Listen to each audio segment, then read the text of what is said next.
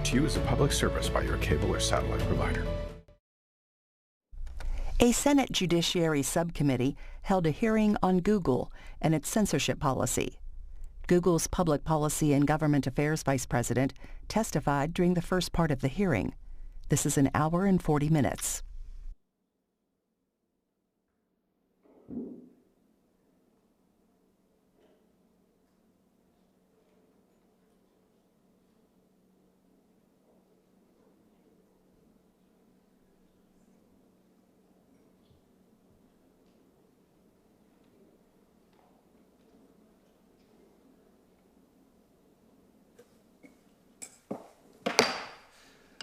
This hearing's called to order. Good afternoon. Let me say to folks who are attending, I apologize. The hearing was delayed in our start time. We had a series of votes on the Senate floor that just concluded. And so welcome to our witnesses. This past April, this subcommittee held a hearing on social media bias with witnesses from Facebook and Twitter. As I noted then, any inquiry into big tech's censorship practices must take an especially hard look at Google. That's what we're doing here today. Google's control over what people hear, watch, read, and say is unprecedented. Almost 90% of internet searches in the United States use Google. Google's domination of the search engine market is so complete that to Google is now a commonplace verb. With that market power, Google can and often does control our discourse. And sometimes tech companies talk about their products and the effects of those products as though they're forces outside of big tech's control. As we've heard time and time again, big tech's favorite defense is, it wasn't me, the algorithm did it. But Google's search engine isn't some supernatural force. It's a computer program written and maintained by people. So every time we search on Google, we see only the web pages that Google decides we should see, in the order that Google decides we should see them. Type a few letters into the search bar, and Google will tell you what you should be looking for. The same is true of Google's subsidiary, YouTube, the second most visited web page in existence. When you search on YouTube, programs written by people at YouTube provide you with the results. When you watch a video, a program written by the people at YouTube suggests what you should watch next. And when you submit a video, people at YouTube determine whether you've engaged in so-called hate speech, an ever-changing and vague standard meant to give censorship an air of legitimacy. This is a staggering amount of power to ban speech, to manipulate search results, to destroy rivals, and to shape culture. More and more, Americans are demanding accountability from big tech for that massive power. One thing is certain: Congress never intended to empower large technology companies to control our speech when it passed Section 230 of the Communications Decency Act. That provision, Section 230, gave tech companies special privileges that nobody else gets. If the New York Times or the Wall Street Journal were to publish an op-ed that libeled a private citizen, they can be held responsible. This is the case even when those organizations don't write the content that breaks the law.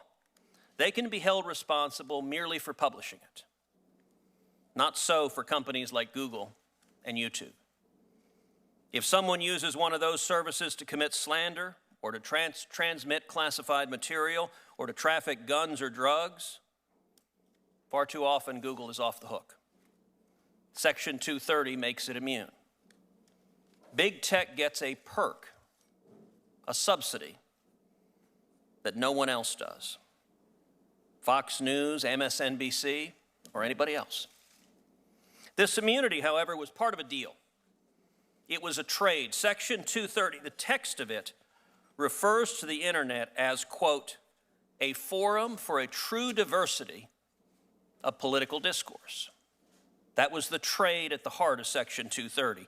This is because we expected tech companies in the business of carrying others' speech wouldn't favor any side when they did so. There wouldn't be a conservative internet and a liberal internet. There'd just be the internet. That bargain today is falling apart. Big tech continues to reap the benefits of its Section 230 subsidy, but the American people do not. The American people are instead subject to both overt censorship and covert manipulation. I believe it's time to rethink that deal.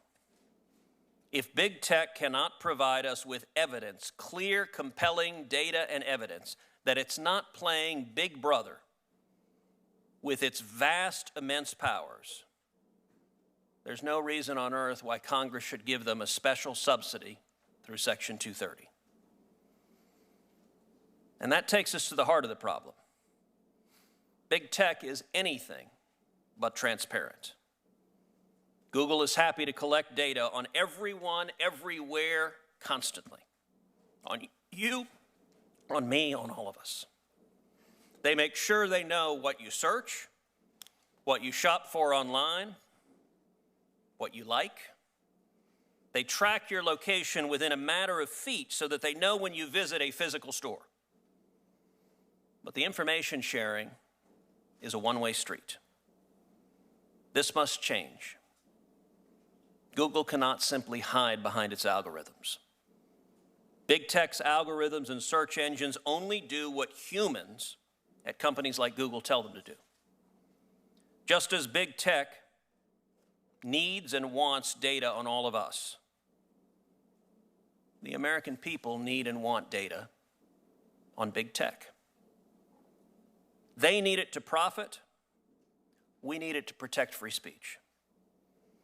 And I hope that today, Google will start to answer some of our questions fully and candidly so that we can assess how we can work together to protect the robust marketplace of ideas that American political discourse has been built upon. Senator Hirono. Thank you, Mr. Chairman. The calendar says it's July 16th, but it feels like Groundhog Day in the United States Senate. A little more than 3 months ago, this subcommittee held a hearing to explore allegations of anti-conservative bias in the tech industry. My friends on the other side were critical of witnesses from Facebook and Twitter. They claimed a vast conspiracy to silence conservative voices. After listening to some of the comments from that hearing, you might think that some liberal mastermind sits at the controls of those platforms, looking at 510,000 Facebook posts and 350,000 tweets posted every minute, and removes anything that might align with the Republican Party platform. I repeat now what I said then. Claims of anti-conservative bias in the tech industry are baseless. Study after study has debunked suggestions of political bias on the part of Facebook, Google, and Twitter. In June of this year, The Economist released the findings of a year-long analysis that ran on search results on Google's News tab. It found no evidence that Google biases its results against conservatives. In April, Media Matters completed a 37-week study into alleged conservative censorship on Facebook. It found that right-leaning pages actually outperformed left-leaning pages in terms of overall interactions with users. Earlier this year, Twitter performed a 5-week analysis of tweets sent by all members of the House and Senate. It found no statistically significant difference between the number of times a tweet by a Democratic member is viewed as compared to a tweet by a Republican member. One of our witnesses, Professor Francesca Tripodi, has done her own research in this area, and she found no evidence that Google censors conservative content either in its main search product or on YouTube. In fact, She has found that conservative commentators like Mr. Prager, another of the witnesses today, are extremely adept at optimizing their content for Google's search engine, allowing them to capture massive audiences. Undeterred by this evidence, here we are again. 3 months after that initial hearing with Facebook and Twitter, it is now Google's turn to be raked over the coals. Google will be accused of political motives for some common sense actions that are entirely within their rights. Just like we saw at the president's so-called, quote, social media summit last week, President Trump invited a rogues gallery of social media's leading racists and conspiracy theorists to hear about supposed censorship by tech companies. But none of these people had actually been banned from any platform. Each remains free to use the megaphone social media provides to spread their messages of conspiracy and hate. This tilting at windmills comes at a cost. Fears of being tarred as biased have made tech companies hesitant to deal with the real problems of racist and harassing content on their platforms. According to a report by Vice, Twitter is afraid to use the proactive, algorithmic approach it uses to remove ISIS-related content to rid the platform of white supremacist content. The reason? Twitter is afraid it might also catch content posted by Republican politicians. YouTube dragged its feet before taking any action against conservative commentator Steven Crowder, despite being informed of Crowder's 2-year homophobic harassment campaign against journalist Carla Maza. When YouTube did finally take action, it took the half measure of removing advertisements from Crowder's videos rather than removing him from the platform entirely. Browbeating the tech industry for a problem that does not exist also draws attention away from the real problems with Google and other tech companies. Last month, a New York Times investigation found that YouTube's recommendation engine served as a roadmap for pedophiles to find videos of younger and younger girls, sometimes as young as 5 or 6 years old. That followed a Wired report on the way pedophiles used the comment section of YouTube videos to identify and share videos of children. A recent Wall Street Journal investigation found that YouTube is overrun by videos pushing fake claims for cancer cures. This is after YouTube stoked the flames of the anti-vax movement to the point that measles has returned to this country. Another New York Times feature documented the radicalization of a young man who followed YouTube's recommended videos down an alt-right rabbit hole. Google is a big, successful company. It employs some of the smartest people in the country. There is no question in my mind that it can solve these problems, real problems. Unfortunately, as long as we're busy making Google defend itself with clear and convincing evidence, no less, from bogus claims of anti-conservative bias, it has no incentive to address these real issues. I'm hoping another of our witnesses can shine some light in this area. Andy Parker is the father of journalist Alison Parker. Alison worked for CBS affiliate WDBJ in Roanoke, Virginia. In August 26, 2015, she and her colleague Adam Ward were conducting a live interview when they were attacked by a gunman. Alison and Adam died at the scene. Video of the shooting quickly spread on social media, including Google's YouTube. For the past 4 years, Andy has sent letters to Google. He has met with Google. He has flagged videos on YouTube. He has begged and pleaded that these videos come down. Despite Andy's efforts, you can still find video of the tragedy on YouTube to this day. And I want Google to tell us why that is. I look forward to hearing from Andy. His work to shine a light on Google's failures honors Alison's memory. It also provides a great public service, as I hope this subcommittee, the full Judiciary Committee, and the Senate writ large start to focus on the real problems presented by the tech industry and demand action. Thank you, Mr. Chairman. Thank you. Now happy to introduce our first witness, Mr. Karan Bhatia from Google. Karan Bhatia currently heads Google's Global Public Policy and Government Relations Department. Before joining Google, He served as Deputy Undersecretary of Commerce for Industry and Security from 2001 to 2003, as Assistant Secretary of Transportation for Aviation and International Affairs from 2003 to 2005, as Deputy U.S. Trade Representative from 2005 to 2007, and as Head of General Electric's Government Affairs Division from 2008 until 2018.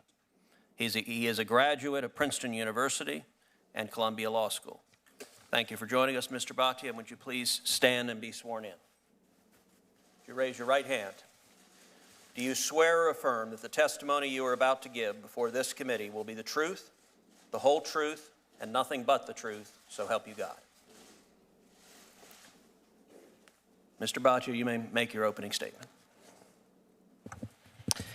Thank you, Senators. My name is Karan Bhatia. I lead the government affairs and public policy function at Google. Previously, as mentioned, I served in the George W. Bush administration. And earlier in my career, I spent time at the Heritage Foundation and the Claremont Institute. And in college, I was editor of our conservative publication, the Princeton Tory. I am a first-generation American. My parents imparted to me an abiding passion for the principles of free speech, democracy, and free markets. And this same passion makes me enormously gratified to work at Google, a company that embodies these values every day around the world. Google is a proudly American company growing across the U.S. We're investing more than $13 billion to expand our presence in 14 states this year, creating thousands of American jobs. We are also a global company and a big American exporter, competing vigorously with competitors from around the world. Through our Grow with Google program, we are proud to work with thousands of small American businesses, enabling them to tap into the commercial opportunity of the internet. We are a company focused on the future as well, investing billions of dollars annually in R&D and innovating new products to help people live better lives. For example, by applying artificial intelligence to enable earlier detection of cancer or predict natural disaster. But above all, we are a company of more than 100,000 people with a wide range of views, nationalities, and backgrounds dedicated to the company's mission of organizing the world's information and making it universally accessible and useful. We live in an amazing time for the free flow of ideas. Never before in the history of mankind has it been possible for so many people to share so many ideas with so many others at so low a cost and through so many different avenues. Internet platforms have been transformative and powerful tools for the marketplace of ideas. Among the many beneficiaries of the internet have been political groups. From the Tea Party movement in the United States to the Arab Spring, the internet has enabled people to spread political messages and build political communities. Providing a platform for sharing a broad range of information is core to our mission. It is also core to our business model. Google needs to be useful for everyone, regardless of race, nationality, or political leanings. We have a strong business incentive to prevent anyone from interfering with the integrity of our products or the results we provide to our users. So let me be clear, Google is not politically biased. Indeed, we go to extraordinary lengths to build our products and enforce our policies in an analytically objective, apolitical way. Our platforms reflect the online world that exists. Our job, which we take very seriously, is to deliver to users the most relevant and authoritative information out there. And studies have shown that we do just that. Objective third-party studies, including most recently a comprehensive year-long assessment by The Economist of Google's results, have found no evidence of bias in either direction. Additionally, in May of this year, our data scientists analyzed daily click-through rates on search results to the official websites of members of Congress. The data showed no difference in these metrics, whether the member was a Republican or a Democrat. We also analyzed official YouTube channels for all senators who have them, and we consistently found a balance between Republicans and Democrats. Our platforms, such as Google Search or YouTube, deal with massive amounts of information. And to manage these volumes, we rely on algorithms and implement testing and evaluation by third-party raters. None of our systems are designed to filter out individuals or groups based on political viewpoints. Operating at the scale we do, we're bound to get criticism from both sides, and we do. From time to time, for example, political ads may violate our advertising guidelines, and we've disallowed ads from both Democrats and Republicans. From time to time, our knowledge panels, which help you find quick facts when you search for information about topics like Hillary Clinton or the California Republican Party, may reflect erroneous information from the web and will need to be corrected.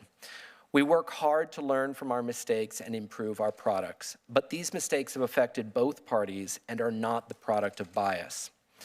As technology continues to play an increasingly essential role in the lives of Americans, we know that users expect the highest degree of integrity from our products and that we must meet that expectation every day. If we don't, our users will go elsewhere. And that is why we invest so heavily in these systems and tools that help us surface the content that is most relevant to our users in an analytically objective, apolitical way. Thank you for this opportunity. I look forward to answering your questions. Thank you, Mr. Bhatia. My first question will not surprise you. It's a simple question. Does Google consider itself a neutral public forum? Senator, we operate a number of platforms, and they are constructed and operated to be politically neutral or apolitical. So does Google, the Google search page, let's just focus on that for a moment. Does Google consider the Google search page to be a neutral public forum?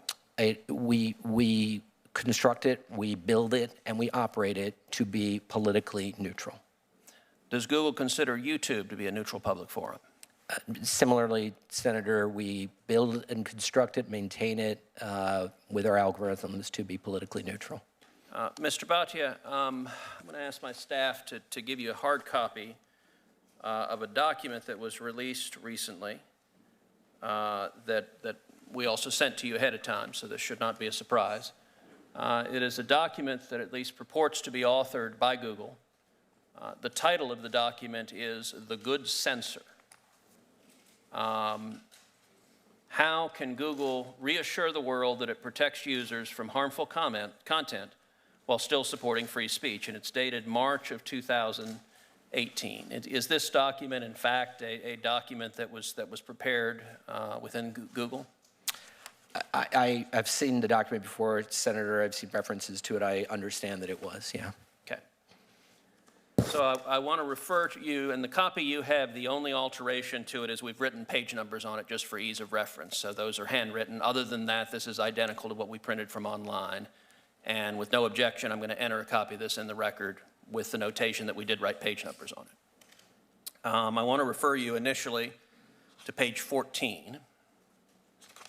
Or in page 14, this Google document says an important U.S. federal statute from 1996 supports this position of neutrality. And it describes how under Section 230 of the Communications Decency Act, tech firms have legal immunity from the majority of the content posted on their platforms. This protection has empowered YouTube, Facebook, Twitter, and Reddit to create spaces for free speech without fear of legal action. So Google itself understood on the face of this document that Section 230, that immunity is predicated upon, as the title of this page says, neutrality. I'd now like to refer you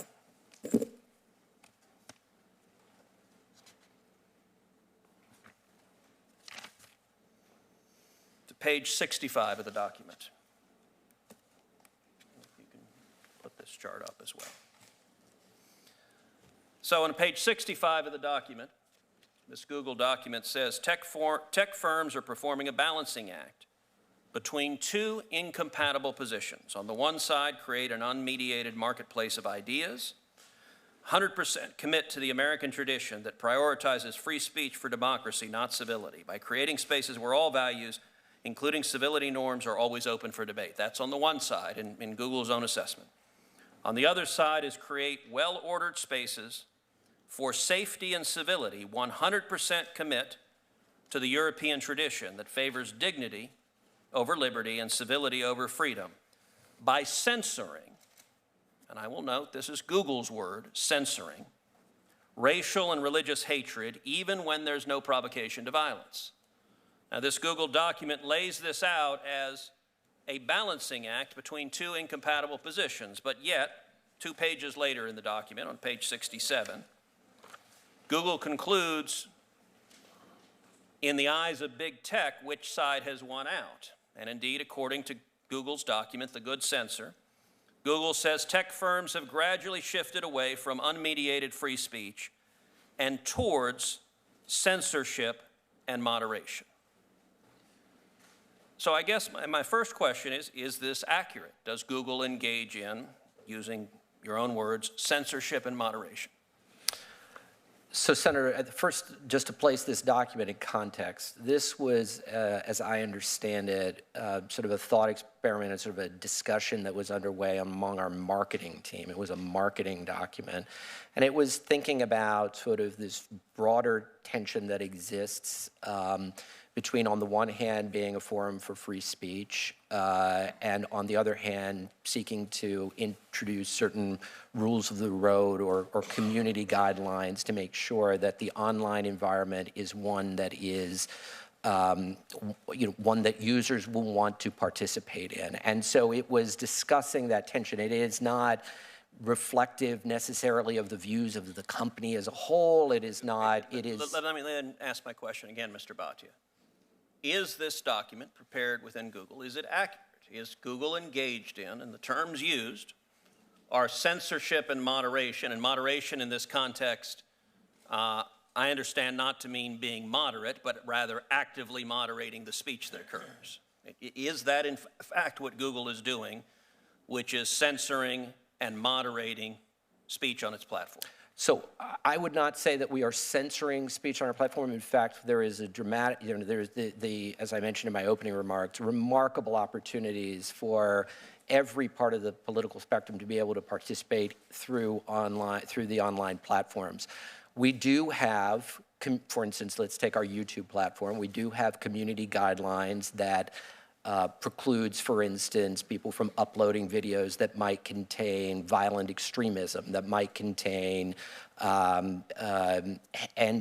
hate speech that would prescribe or encourage, incite violence against protected minorities. This document also that y'all prepared, you've got the logos, if I'm recognizing them correctly, for Facebook, for Twitter, for Google, and YouTube, all on the side towards censorship and moderation, and in fact, the chart goes on to say, create well-ordered spaces for safety and civility.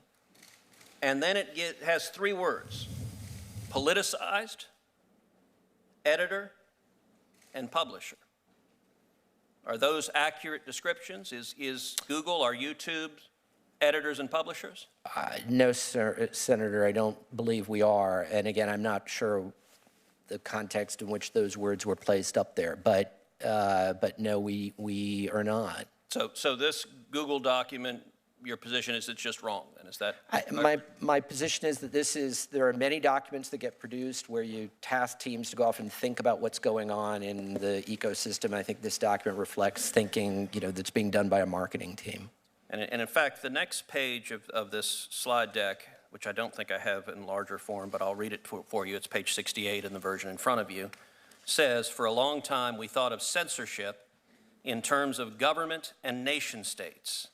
And I think we're now in an era in which people are starting to realize that private companies, probably more than ever before, control people's ability to amplify their voices and whether or not their speech stays up or comes down.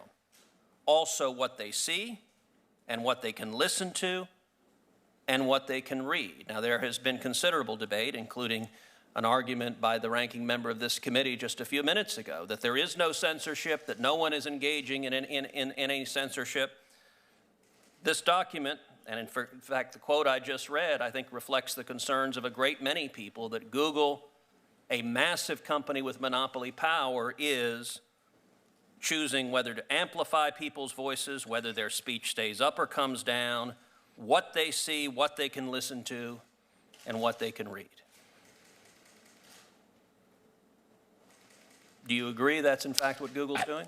No, Senator. And this, just to be clear, obviously is not, it's a quote from some third party. It's not somebody at Google. But no, Google put it in this presentation, so it presumably... To reflect the obviously the discussion that is going out in general in society about whether platforms in general, which have on the one hand, in many cases, a mission, a goal of trying to be available for free speech, for new voices, for diversity voices to be heard, and on the other hand, creating spaces where certain kinds of speech, violent extremist speech as an example, which is clearly potentially damaging and threatening to society and to the community of users, is not permitted.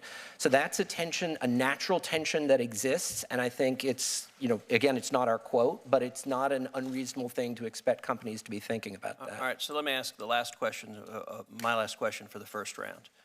You have repeatedly made reference to violent extremism and hate speech. One of the companies that has been demonetized by Google repeatedly is Prager University. Dennis Prager is sitting here. He will be testifying on the next panel. Mr. Prager is, in my judgment, a highly learned, erudite individual, studied and well thought on a great many issues. And in my experience, I've always found that I learn when listening to Mr. Prager, whether I happen to agree with a particular issue or not. And yet, YouTube actively censors the content Mr. Prager is producing. Is it your view that Mr. Prager is somehow disseminating dangerous ideas or ideas that fit into the bucket you were talking about of violent extremism or hate speech? No, Senator. Maybe if I can just explain. Mr. Prager is a YouTube success story. Mr. Prager has more than 2 million followers, as I understand it. Mr. Prager's, and all of Mr. Prager's content is available on YouTube, the main YouTube channel. We do have a very small percent of our subscribers who opt for what we call restricted mode. These are mostly institutions like churches or perhaps schools, where there's certain more mature content that they choose not to have access to. Now, this is less than 2% of the overall YouTube watchers, but we do feel it's important to give those institutions that degree of control. There is a small percent of Mr. Prager's overall content, as I understand it, less than a quarter of his content, that is deemed to be in that category of more mature. And so for that very small percentage, they will not have access to Mr. Prager's more mature content. Other than that, it is complete, and just to be clear, this is content, for instance, it may be perfectly acceptable to watch, but for those, perhaps references to violence or war or rape, things like that.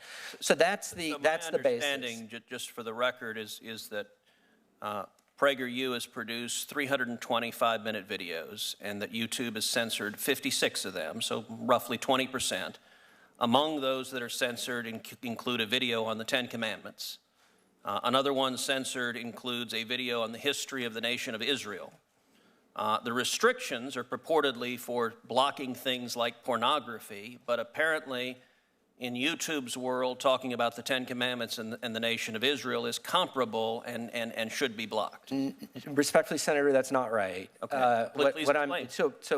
What I was trying to explain is all of Mr. Prager's, the Ten Commandments, all those are available to 98% of YouTube viewers, 98.5, I believe. 1.5% of our viewers have activated, again, this restricted mode. Churches, schools, maybe libraries that don't want to have their viewers exposed to more mature content. The video, I believe the Ten Commandments video, for instance, contains references to murder and I believe potentially Nazism or World War II, something along those lines.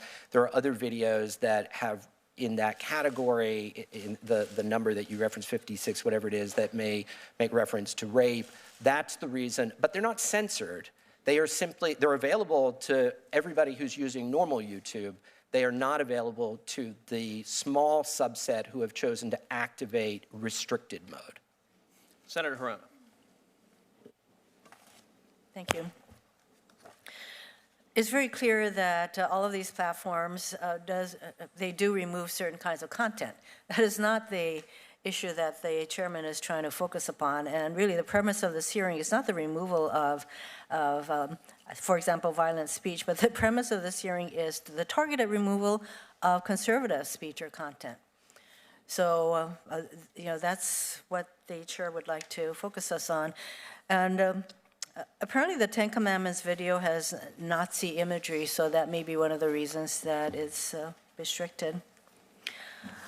Does Google discriminate against conservatives in some way? Do you actually have an algorithm that somehow identifies, I don't know, the world of conservative content? Because you just mentioned that Mr. Prager, who puts a lot of this kind of content on various platforms, he has, what, 2 million followers, and most of his content is totally available on YouTube. So I find it really amazing that he is here to testify that he's being targeted for content removal. So anyway, does Google discriminate against conservatives, whether on Google search, YouTube, or any other platform? No, Madam Senator. Does Google search discriminate against conservative content? No, Madam Senator. We don't factor political leanings into our algorithms at all. What role does the user's political party affiliation play in applications of Google's content moderation policies? We don't know our users' political, you know, it bears no relevance into our algorithmic returns. You mentioned, well, obviously you're familiar with Dennis Prager. He is a witness on the second panel, and he has sued Google for alleged censorship of his videos on YouTube. So you're familiar with his organization, PragerU? I am. Approximately how many PragerU videos are available on YouTube? I don't have the exact number. Does 672 sound right? It could be right, yes, ma'am. How much does PragerU pay to host those videos on YouTube? I don't believe we charge anything. How many times have PragerU's videos been viewed on YouTube? I don't have an exact number for how many views all of them have, but again, I know that he has millions of subscribers. Well, would it surprise you to learn that PragerU's videos have been viewed nearly 1 billion times on YouTube? No, it would not. Have any PragerU's videos been removed from YouTube? Totally removed? No, ma'am. So I want to show you a chart. This is a version of a chart Google submitted in the lawsuit by Mr. Prager. It shows the percentage of different organizations' videos that are not available in restrictive mode due to mature content. So it shows that fewer than 23% of PragerU's videos are unavailable in restrictive mode. And this is less than the percentage of videos unavailable in restricted mode from the Huffington Post, Vox.com, The Daily Show, The Young Turks, and other organizations that are generally viewed as liberal. You notice that a lot more of those so-called liberal sites are have a higher percentage. So to your understanding, is this chart, which was submitted under penalty of perjury, accurate? Yes, Senator. So if Google's treatment of PragerU is meant to show Google's anti-conservative bias, Google isn't doing a very good job of it. So to go further, Andy Parker is in the audience and will be a witness on the second panel. Andy's daughter, Alison, as I mentioned, was murdered on live television while conducting an interview in 2015. Footage of that murder can still be found on YouTube today. I understand that when Andy first approached Google about having the footage taken down, Google's response was that Andy himself should identify any videos of the murder and flag them to Google for a takedown. Google is an $800 billion company with nearly 100,000 employees. Why should a father have to search for, watch, and flag videos of his daughter's murder in order to have it removed from YouTube? Why can't Google do this itself? So, Senator, first of all, let me start by expressing my own and on behalf of Google's,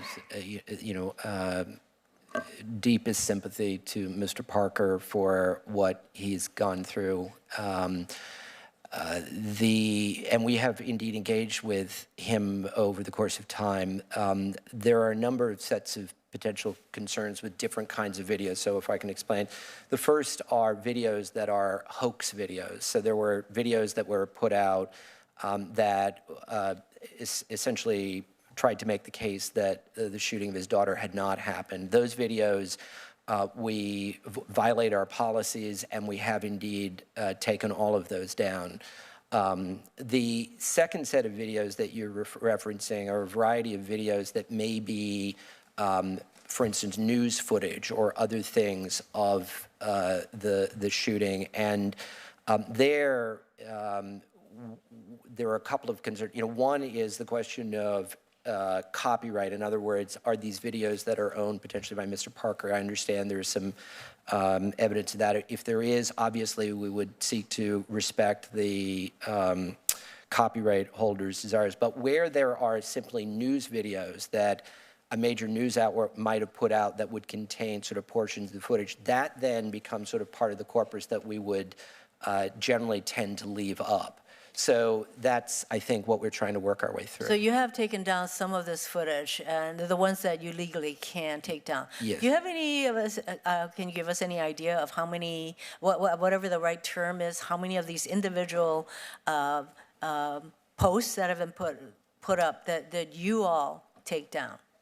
With respect to this video, I don't have the number, but we can happily get back to you on that. I mean, are we Senator. talking about, what, 100,000 of these? In general, if you're talking about videos that we take down, I mean, there are hundreds of thousands of videos that seek to get uploaded every day, every week that we take down for violation of our terms one way or another. There are, just to put it in scale, every minute there are 500 hours worth of video that is sought to be uploaded to YouTube. So are you still taking down these kinds of videos relating? Where we find videos and we deploy machine tools, algorithmic tools to try to capture what is violative of legal restriction or policy, and we do indeed try and take them down based on those tools. So are you taking action really to do these, or is it only as somebody points out that, oh, there's another video? No, Senator. I mean, again, given the quantity of video that we have out there, we have to depend upon machines effectively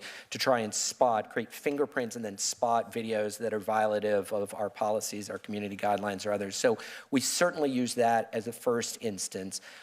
We then also do look to members of the community to inform us or point us to things that they also think should be taken down. And when pointed out to us, we have human reviewers look at them and take them down as well where violative. So when Mr. Parker first came to you, it was more than unfortunate that the message he got from Google is go out there and find all these yourself. That was definitely not a good thing. Understood. A good approach for you folks. Thank you, Mr. Chairman. Thank you. Senator Blackburn. I'm sorry, do we have 7-minute rounds? We do have 7. Oh, okay. If you want to take some more time. Sure. I thought we were in 5 minutes. Okay. So just this week, we've been able to find more footage on Alison's murder on YouTube. And again, it seems as though vis-a-vis Mr. Parker that Google has infinite resources, near infinite resources. And I would like to know that you are actively taking down on your own volition these videos. And I think I have a screenshot of one of the videos still available on YouTube, and the person who posted the video made no attempt to hide its content. The title is, quote, breaking WDBJ shooting video footage. It's like screaming out there.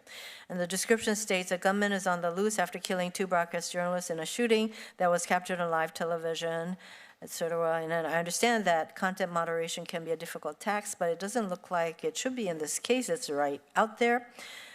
What possible explanation does Google have for why this video slipped through the cracks and has remained available on YouTube since August of 2015? Again, I'm not familiar with this specific video that you've got a picture of up there, Senator.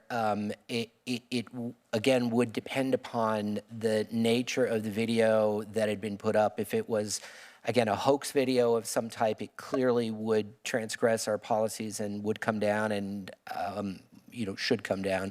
If it is news footage that another Well, news let's assume that put this is up, not any of those categories that you so can't. if it violates, just to be clear, if it violates our policies, it should come down. I wouldn't know why it would be up. If it doesn't violate our policies, obviously that's So a does different matter. that, in and of itself, breaking the shooting footage, wouldn't that just raise a lot of red flags? Wouldn't it violate? It would depend really upon the nature of the video, in all honesty. There are sometimes news events that would be things that might be difficult for viewers to watch, but nonetheless would be, put out there on major news channels and would be probably appropriately included. But again, I can't really tell from looking at this. Is it the same screenshot that I'm referring to? So again, this is a screenshot from May 30, 2019. It's pretty recent. Showing that Andy Steen flagged this video for Google, it appears that the only thing Google did in response is label the video as adult content and ask users to confirm their age before watching the video. I would think this would be just taken down. And what is Google going to do to ensure that this video and others like it are removed from YouTube quickly and that they don't come back? So why would you allow people to view something like this rather than taking it down? Again, Senator, it's difficult for me to comment on the specific video without knowing what it is. There will be videos that will be news footage that may be disturbing to people, but nonetheless is legitimate news footage, in which case giving it the appropriate label may be the outcome consistent with our policies. On the other hand, if it violates and transgresses one of our policies, whether it's the policy against hoax videos, whether it's any of the other policies that we might have, we would then look to take it down. So again, difficult for me to say, but we're happy to look into. Why don't you look into this? Yeah. Because I started again, I'm not sure where I am on the time frame here. I think I had about 2 minutes left. Oh. Yeah. Oh, I'm so sorry. Oh, well, you all are being very nice. Thank you. Thank you. Senator Blackburn. Thank you, Mr. Chairman. Mr. Bhatia, thank you for being Thank you, here. Senator. We appreciate it. About a year ago, I said that I felt like 2018 marked the end of the age of innocence for the internet. And if you look forward to this summer, we've got Facebook that has been hit with a $5 billion fine from the FTC. In my opinion, that's not enough. It should have been $50 billion. We all know they've been in violation of their privacy agreements. You all at Google are facing a Justice Department inquiry, and if Microsoft's experience with their 20-year antitrust saga is any indication, then, I hope you realize this is very serious, and it's a serious inquiry. And it seems like the problems around big tech, as it has become a mature industry, that they're just mushrooming. And when we talk about privacy or lack thereof, data security, lack thereof, offenders that are the biggest and the worst offenders, unfortunately for you all, people put Google at the top of the list. So we appreciate that you're here. I want to start with you and talk a little bit about prioritization of search results. I think this is important to do because I will tell you, I feel like you all push the boundaries until your hand gets slapped. As a mom and a grandmom, I would tell my kids, don't do that again. And they would try it again, and they would try it again. And that's kind of what I see with you all.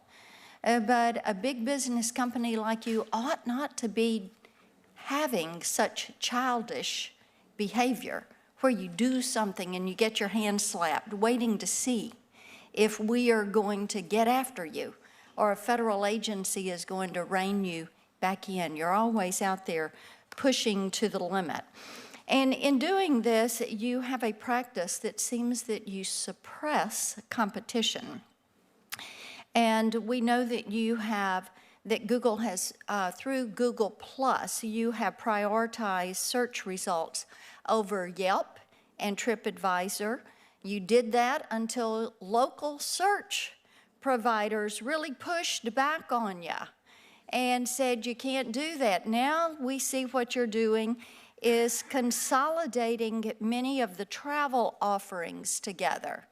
And so you're trying to push forward to dominance in the travel market, and you're doing that through an app called Trips.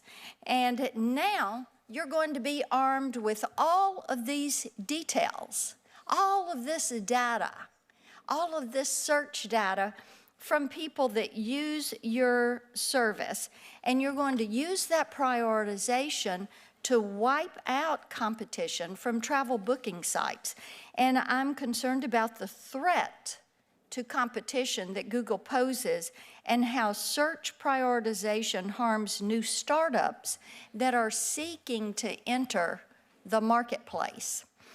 So let me ask you a couple of things. Does Google actively prioritize Google's own local search results, yes or no?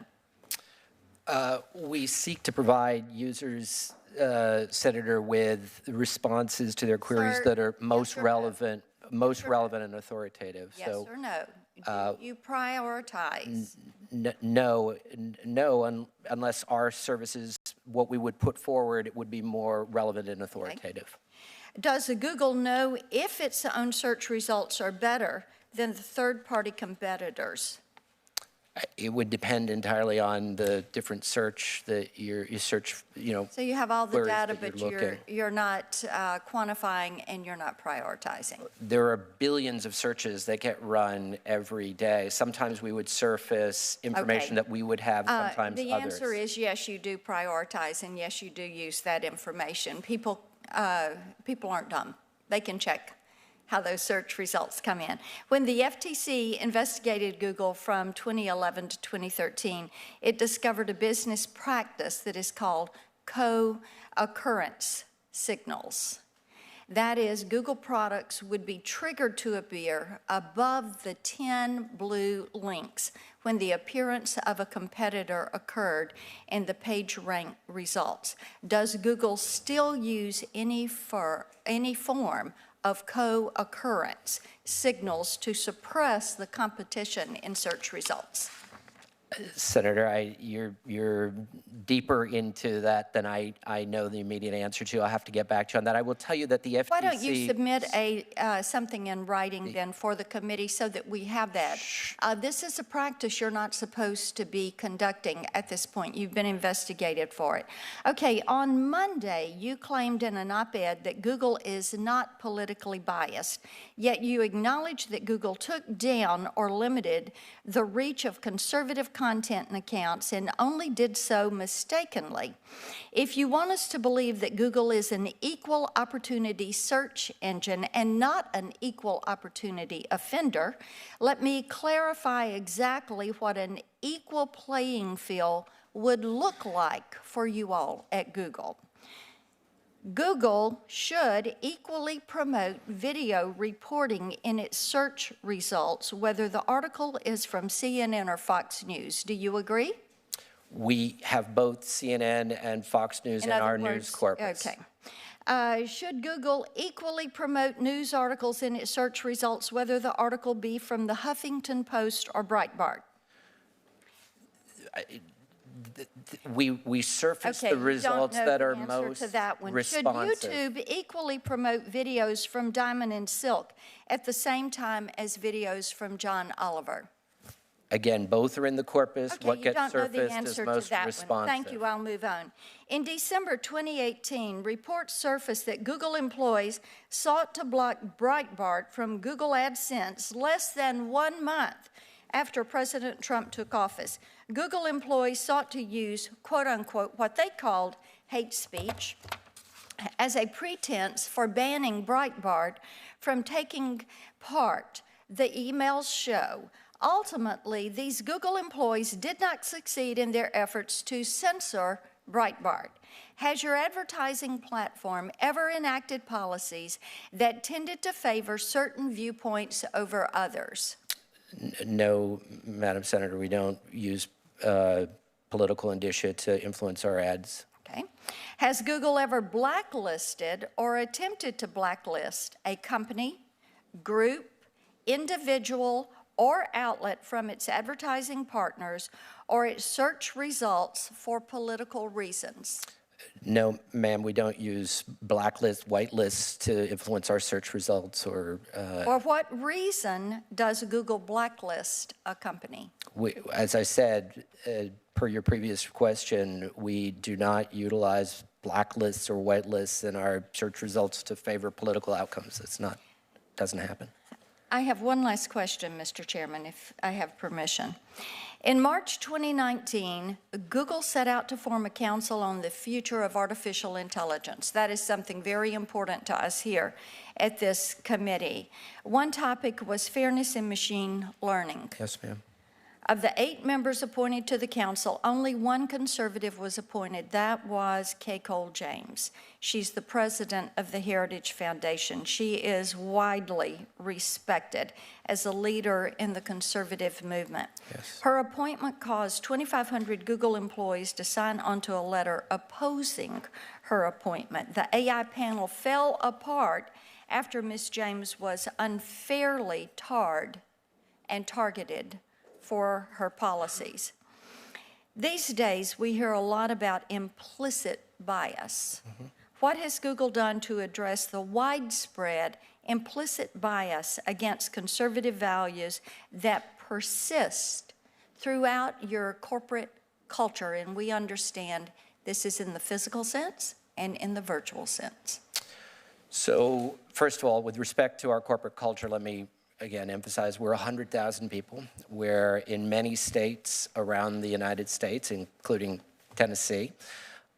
We are a diverse group of people with many different views, but we do recognize that there could potentially be challenges with implicit bias, and that's precisely the reason that we construct our search engines, construct our platforms in such a way that bias does not get built in. And so, and core to that is the system of making sure that any change in the algorithm that could be proposed or is used is run based through a rating system, a system of search raters, which consists of thousands of people throughout the United States, I think 49 states throughout the US, and any change to promote one change the algorithm as being more authoritative would need to be reviewed by all of them. We appreciate that, and at this committee, we're going to be looking and doing a deep dive into the issues of privacy, data security, antitrust, competition, censorship, prioritization, and we hope that you will come with an open mind to the table and be willing to work with us. I yield back. Thank you. Thank you. Senator Blumenthal. Thank you, Mr. Chairman, and thank you for having this meeting.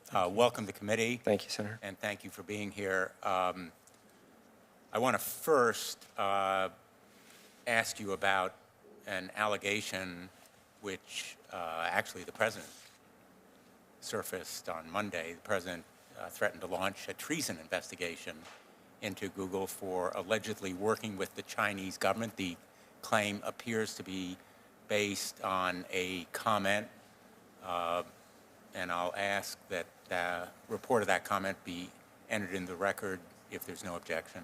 Without objection. A Politico article dated July 16th. The claim appears to be based on Peter Thiel's allegation that Google has been somehow involved in treason. We know it's been a target of Chinese hacking, most prominently in 2009. Have you found any evidence of infiltration of your management or your private data by Chinese intelligence? Absolutely not, Senator. Has Google made any decision about its contracts with the United States government based on pressure or in consultation with China? Absolutely not. Has Google turned over or in any way turned a blind eye to a leak of its software or private data to Chinese intelligence? Absolutely not. We take extremely seriously that the threat of any penetration of our systems. And if Google software, private data, or management is breached by a foreign intelligence agency, including China, will you commit to notifying this committee immediately? Certainly, sir, and indeed we work closely with the law enforcement agencies of the U.S. And Yes. other appropriate Yes. agencies. Thank you. You know, I want to make an observation, which I think perhaps you've already sensed from the hearing, but also from comments made well prior to this hearing by myself over months, years, but by colleagues today on both sides of the aisle. The hourglass has run out on antitrust, on privacy, on moral imperative. Big tech, most particularly Google, is right now in the midst of a perfect storm. And it will require a restructuring and repurposing of what you do. And I hope that you are thinking radically, if I may use that term, not radically politically, but radically in terms of the role and responsibility that you have in modern American society, because I think it has to be changed profoundly. My complaint about the Facebook settlement, so far as what we know of it right now, is not the abjectly inadequate amount of the proposed penalty. $5 billion is barely a tap, not even a slap on the wrist, but the apparent lack of any structural, behavioral, or leadership reform that will be required. We don't know precisely what the outcome will be, but I think that it is more than a missed opportunity. It is a forsaken obligation if there is no radical order to restructure and change Facebook. On the issue that brings us here today, I want to first disclose that Robbie Parker is a former constituent of mine. His eldest daughter, his 6-year-old daughter, Emily, was killed in a shooting that is painful for any of us to recall, but most especially for him. And so I want to thank him and pay tribute to his bravery and his courage for being here a second time. Also, in the interest of full disclosure, I should tell you that the Connecticut firm representing him in his lawsuit against Alex Jones is one where one of my sons, my oldest son, works as a lawyer, but he and I have not discussed this case. Mr. Parker and other parents of those children repeatedly went to Google. When Alex Jones and others used YouTube to quote, and I'm quoting him, regurgitate demonstrably and undeniably false information about the Sandy Hook shooting, while simultaneously attacking victims' families for profit, end quote. These lies were more than just false. They were malicious, they were cruel, they incited harassment, physical threats. They forced this family literally every day to relive their loss. And as Robbie Parker told us last time he was here, for too long Google and its peers were, quote unquote, complacent to the threats. This stuff is not speech, it's incitement, harassment, defamation. I respectfully suggest whatever your machines are, they're not working. Would you agree? Senator, if I may, just again, our hearts go out to Mr. Parker and his family for that tragedy. We absolutely believe that hoax videos of the kind that you reference and he had to experience have no place on any of our platforms. And we have taken the challenge, the need to address that very seriously, including most recently amending our policies earlier this year, our community guidelines, to make clear that any such video that comes up will be taken down immediately. We do, again, given the quantity of video that gets uploaded at any point in time, we have to depend on tools, on machines to try and spot those videos. We constantly are trying to improve them, and they are improving. Where we miss something and it gets caught by another, a viewer, we then take action against it. Well, speaking for Mr. Robbie Parker, who's not here today, but Annie Parker is, these kinds of policies, guidelines, forgive me, platitudes, are no substitute for effective enforcement. And I have said, if I've said it once, I've said it 100 times, the best policies, the best laws that we make are dead letter unless they're effectively enforced. I say that as someone who spent most of my career in enforcement, not legislating. And I have to conclude, given what I saw before today and then what Senator Hirono showed you, that the machines are not working and that you are dependent as much on the victims coming to you, and then often the victims not believed or not heeded. And I guess I'm looking for a commitment that you'll do better machines, or you'll have different ways of detecting and different ways of enforcing, but again, not just guidelines or policies, but actually investing in what's needed to make these policies and guidelines real. Senator, you absolutely have our commitment, my commitment, that we will continue to invest in that space. All I can tell you is we don't want those kinds of videos up. It's certainly not conducive to the kind of community we're looking to build at YouTube. It is, given the sheer quantity of video that gets uploaded, it is a tough computer science challenge, but we can continue. You're the ones who upload it. Well, You're individuals will be responsible for it. You happen to have a provision of law that dates from the inception of the internet that gives you, in my view, a very excessively broad shield of immunity. We can debate the merits of Section 230 at another time, but you can't simply unleash the monster and say it's too big to control. You have a moral responsibility, even if you have that legal protection. And again, with all due respect, I think there is a moral imperative here, and the hourglass has run out. We agree that it is a responsibility that we and all platforms have to make sure that videos like that don't appear on our system.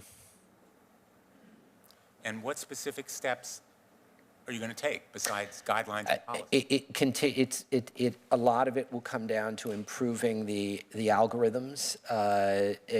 Improving effectively the tools, the machine learning tools that we have to spot videos, to spot violative videos. Again, I will say that there's dramatic improvements happening in this space as technology improves. And we're already catching far more. People will sometimes put up videos that contain snippets or will contain a bit of video and then intersliced with other forms of video and then back to the video. So there's all sorts of tools that people sometimes try to utilize to get around our policies. And again, we're training machines to try and catch those as well. Ultimately, technology is going to have to be part of the solution here, and we're working. My time is limited, but I want to ask you just a couple more questions. Has Google committed to an independent audit of how it enforces these policies, as Facebook and Twitter have promised? We consult with many people on trying to figure out what the best way of meeting these challenges are, Senator. So we look to them for input on how we're doing. We're looking for advice on how best to meet the challenges. My question is about an independent audit. Facebook and Twitter promised it. Have you committed to it? I think the answer is no. Not along the lines of what exactly you're referencing, I think, but we do. The answer is no. Why not? Well, are you talking about against hoax videos specifically, Senator? Well, they've committed to an independent audit of how their policies and guidelines are enforced. Again, there are a lot of individual policies and guidelines that we apply. So YouTube community guidelines is an example, our advertising guidelines, our search rater guidelines. There are a lot of different guidelines. Each one, we utilize different forms of effectively testing and verification to see how we're doing. So I'm not sure that a single audit of the entirety of what our guidelines or policies are would be viable. They committed to an audit of policy and guidelines specifically on civil rights, which is what has brought us here today. So Google committed to that same kind of audit. We have not yet. I think it's something that we will be looking at. We certainly have a great deal of, we look to the civil. We have engagement with the civil rights community, with leadership in that community to figure out how our. Limited, so I want to ask you, and I apologize for interrupting, but last month one of your colleagues told the Commerce Committee, and I was doing some of the questioning, that recommendations for harmful misinformation have dropped, quote, by over 50% in the United States, end quote. These are views from YouTube's recommendation system, directed by YouTube itself from systems that it controls. Why have the number of views for harmful content dropped by only 1/2? Why hasn't the amount of traffic that YouTube itself is driving dropped to 0? You can control that. I'm not sure I entirely followed the question, Senator, but let me see. So the recommendation system that you're referencing beforehand, right. We have seen a significant diminution as we've implemented policies earlier this year that are designed to sort of get at some of these kinds of content that you're referencing before. So maybe hoax videos or content that tends to be, anti-vax kind of content, marginal content, significantly deprioritized as we have improved our algorithms for what is recommended. So we have seen a significant decrease in that. We're going to continue to work on it. With respect to, I'm sorry, I didn't follow the other part of the question. Well, I guess the question is, why haven't you reduced it to 0? And I'm going to yield back, Mr. Chairman, because I've okay. Happy to continue to engage. Thank you, Senator. Or we can please pursue it in written. Happy to. Thank you. Thank you. Senator Hawley. Thank you, Mr. Chairman. You say that Google takes its content moderation responsibilities very seriously. That's your testimony here today. Is that fair to say? You strive to be even-handed and neutral. Yes, we construct our algorithms to be politically neutral. Analytically objective and apolitical, I think, were your exact words. Exactly. Is that yes. right? And you don't impose filters based on political viewpoints. That's your testimony.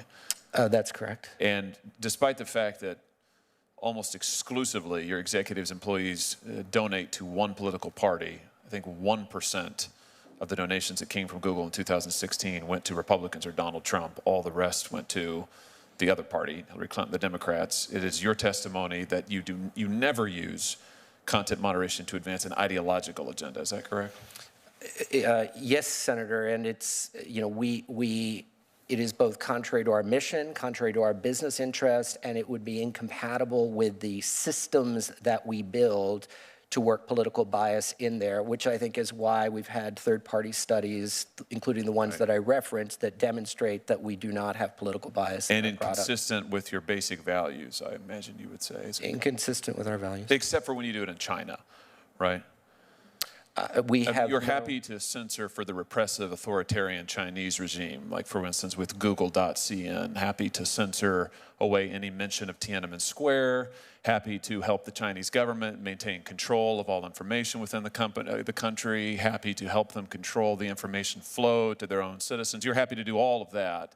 Would you call that censorship with an ideological agenda? Senator, we don't offer almost any of our products in China. We don't offer Google Search. Wait. Are you saying that Google CN did not include censorship tools based on what the Chinese regime asked for? Is that your testimony? Google. Just remind you, you're under oath now. We have not. Google CN did not include censorship material? Senator, I don't know what You're not familiar with Google CN? I'm referencing the fact that we exited China in 2010, and we did so because Google, at that point, in addition to being under attack, we felt that the censorship requirements that were being applied to Google were not compatible with the products that we were able to. But you did offer Google CN. You developed it, and it included censorship tools that would have screened out things like mentions of Tiananmen Square. Is that correct? I'm sorry, Senator. Are you referring to Project Dragonfly? Oh well, I wasn't, but since because that's a separate thing. But since you mentioned Project Dragonfly, why don't you tell us about it? Is it active right now? It's not, Senator. You're able to say that for the record. It's not active. You've abandoned Project Dragonfly? Yes, we've terminated that. Are you willing to commit today here that Google will not agree to or participate in any form of censorship with the Chinese regime in China against Chinese citizens? Or will you commit to that? You will not agree to any information or restrictions on data flow in China, the Chinese market? Senator, I'm trying to imagine hypothetically what you're referencing. We don't provide search. Google CN, for instance. We don't reference China's search in China. Fundamentally in China, we actually do very little today, certainly compared to any other major technology company. We really... So you won't block search terms for Uyghurs in concentration camps or Tiananmen Square? You won't do that in any business, any venture going forward? We don't... No, I'm asking you won't, because we know you have in the past. That's what Google CN was. You know you've contemplated it with Project Dragonfly. I'm asking you now for a commitment. I'm glad to hear you say that Project Dragonfly has been canceled. I think that's news. So that's good to hear, because there's been news reports that it's still active. So I'm delighted to hear that. We've been clear that we have no current plans to go into China in the search market. That's great. So that's great. And you're committing to me here today that you will not in the future do so, and you will not engage in censorship in China. What we're willing to commit to, Senator, is that any decision to ever look at going back into the China search market is one that we would take only in consultation with key stakeholders. Yeah, that's what you said in response to Senator Blumenthal's questions about whether or not you submit to an audit. It was the longest no in the English language. Now you're not giving me a yes or a no. Let me just come back to a question that Senator Blumenthal asked I thought was interesting. You're confident that Google hasn't been infiltrated by Chinese intelligence? We see no evidence of that, Senator. What do you think about General Dunford, Chairman of the Joint Chiefs of Staff, his comment at the Atlantic Council a few months ago that typically, I'm quoting him, typically if a company does business in China, they're automatically going to be required to have a cell of the Communist Party in that company, and that is going to lead to the intellectual property from that company finding its way to the Chinese military. Do you think he's right about that, wrong about that? Senator, we do, as I mentioned before, barely any business in China, so I don't have really the basis.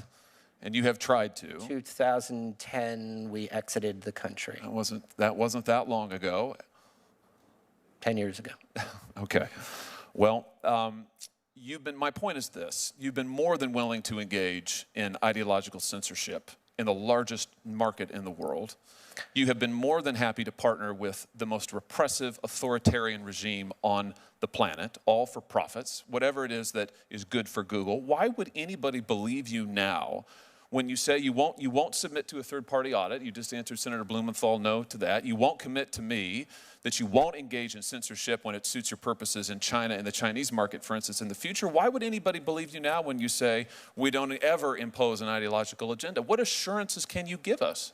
Senator, I think what I can tell you is that in China today, we don't offer any of the products that you're referencing that would... No, I mean here, what assurance, why would we believe you now when you say in the United States or anywhere that you do business? Why would we believe anything Google says about what it does or does not do in terms of promoting an ideological agenda. We know you've done it in the past. We know you do it when it suits your bottom line. Why would we believe you now? What assurances can you give, besides your own testimony? Senator, I fundamentally disagree that we're doing, that these are practices for our bottom line. I will tell you that Google has a demonstrated track record of building search engines that meet the needs of consumers here and around the world. We are a trusted brand. I don't know what answer you're looking for, but it's... Well, what I'm looking for is a little honesty, and what I'm also looking for is some accountability. So let me give you another shot at Senator Blumenthal's question. Will you submit to an independent third-party audit about your content moderation practices? Again, we have plenty of people looking at our content moderation practices. The Economist just did a year-long study of our content. The Economist is not an independent audit. They're not auditors. It was entirely independent of Google. So is that a yes? If you're happy to do it for them, then you feel like... If third parties want to moderate... You'll open your books to them? They look at us... Big news we're going to make today. Is this a yes? I think we're getting to yes. No, I'm telling you that Google's content moderation has been looked at by so sad. So sad. Let me ask you about YouTube, some other difficult decisions. China seems to be difficult for you. YouTube is also apparently very difficult for you. Why isn't it, what is so hard about ending the automatic referral of videos featuring minors to pedophiles? Why is that difficult? Why doesn't YouTube just do it? You know you can stop it. Why won't you just do it? Senator, I'm not sure. You're not familiar with this issue? No, I'm familiar with the issue that you're referring to. Based on our policy decisions that we've made earlier this year, we have eliminated referencing or recommending videos that contain minors in risky situations, risky conditions. Wait, so you're telling me that you've turned off the auto, you've taken them out of the algorithm, you've turned off the auto referral, you're no longer recommending videos with minors? Yes, not all minors. There will be situations where there's perfectly legitimate video footage containing minors, but videos that contain minors in risky conditions, we have stopped recommending those videos. How much money does YouTube make from videos featuring children? We don't break down money that way, Senator. You don't know what it really, because I thought the response to the New York Times was that it would be devastating for your business model. I don't know about that reference. We don't. I can tell you that the kinds of videos that you're referencing, we have no desire to see pedophiles utilizing YouTube. I wouldn't have thought so either.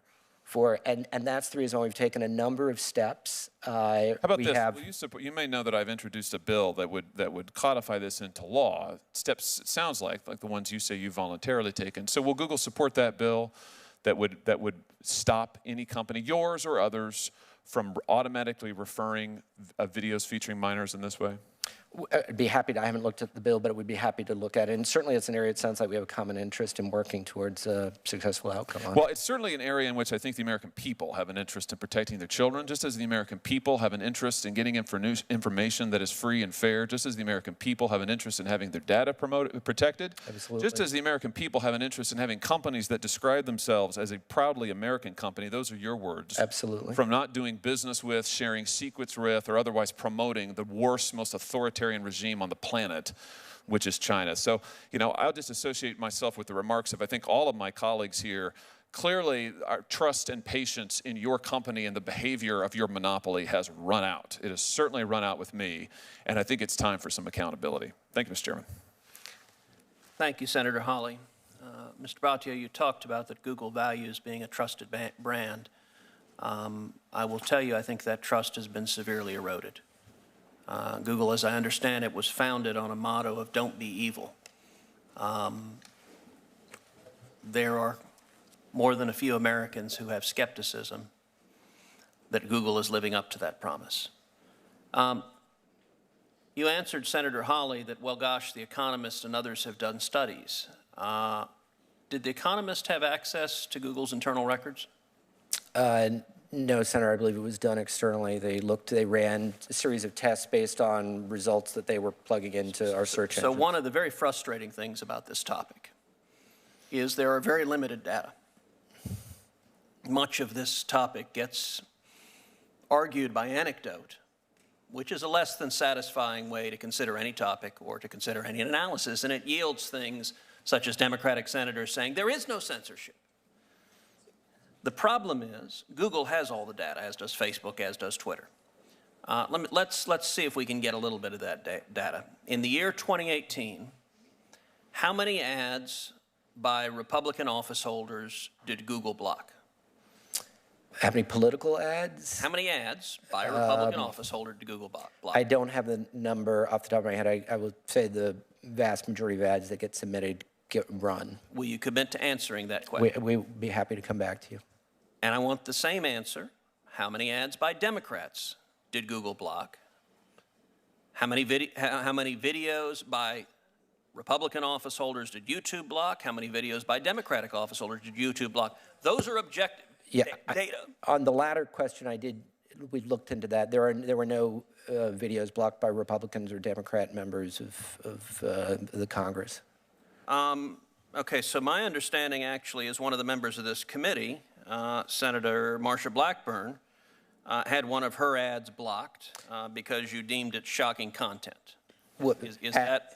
Ads, again, distinguish ads from videos. I thought you divided those two. Ads, we have had both Democrats and Republicans on occasion be blocked. In the case of Senator Blackburn, yes, there was an ad that she submitted.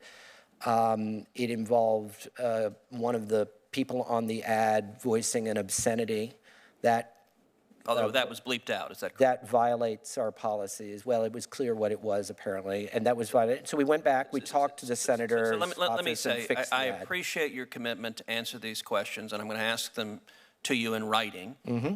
If Google will answer some straightforward questions that provide the data, that may go a long way either to exonerating Google or to demonstrating there's a real problem. And not only on the metric of Republicans versus Democrats, also on the metric of how many pro-life ads has Google refused to run.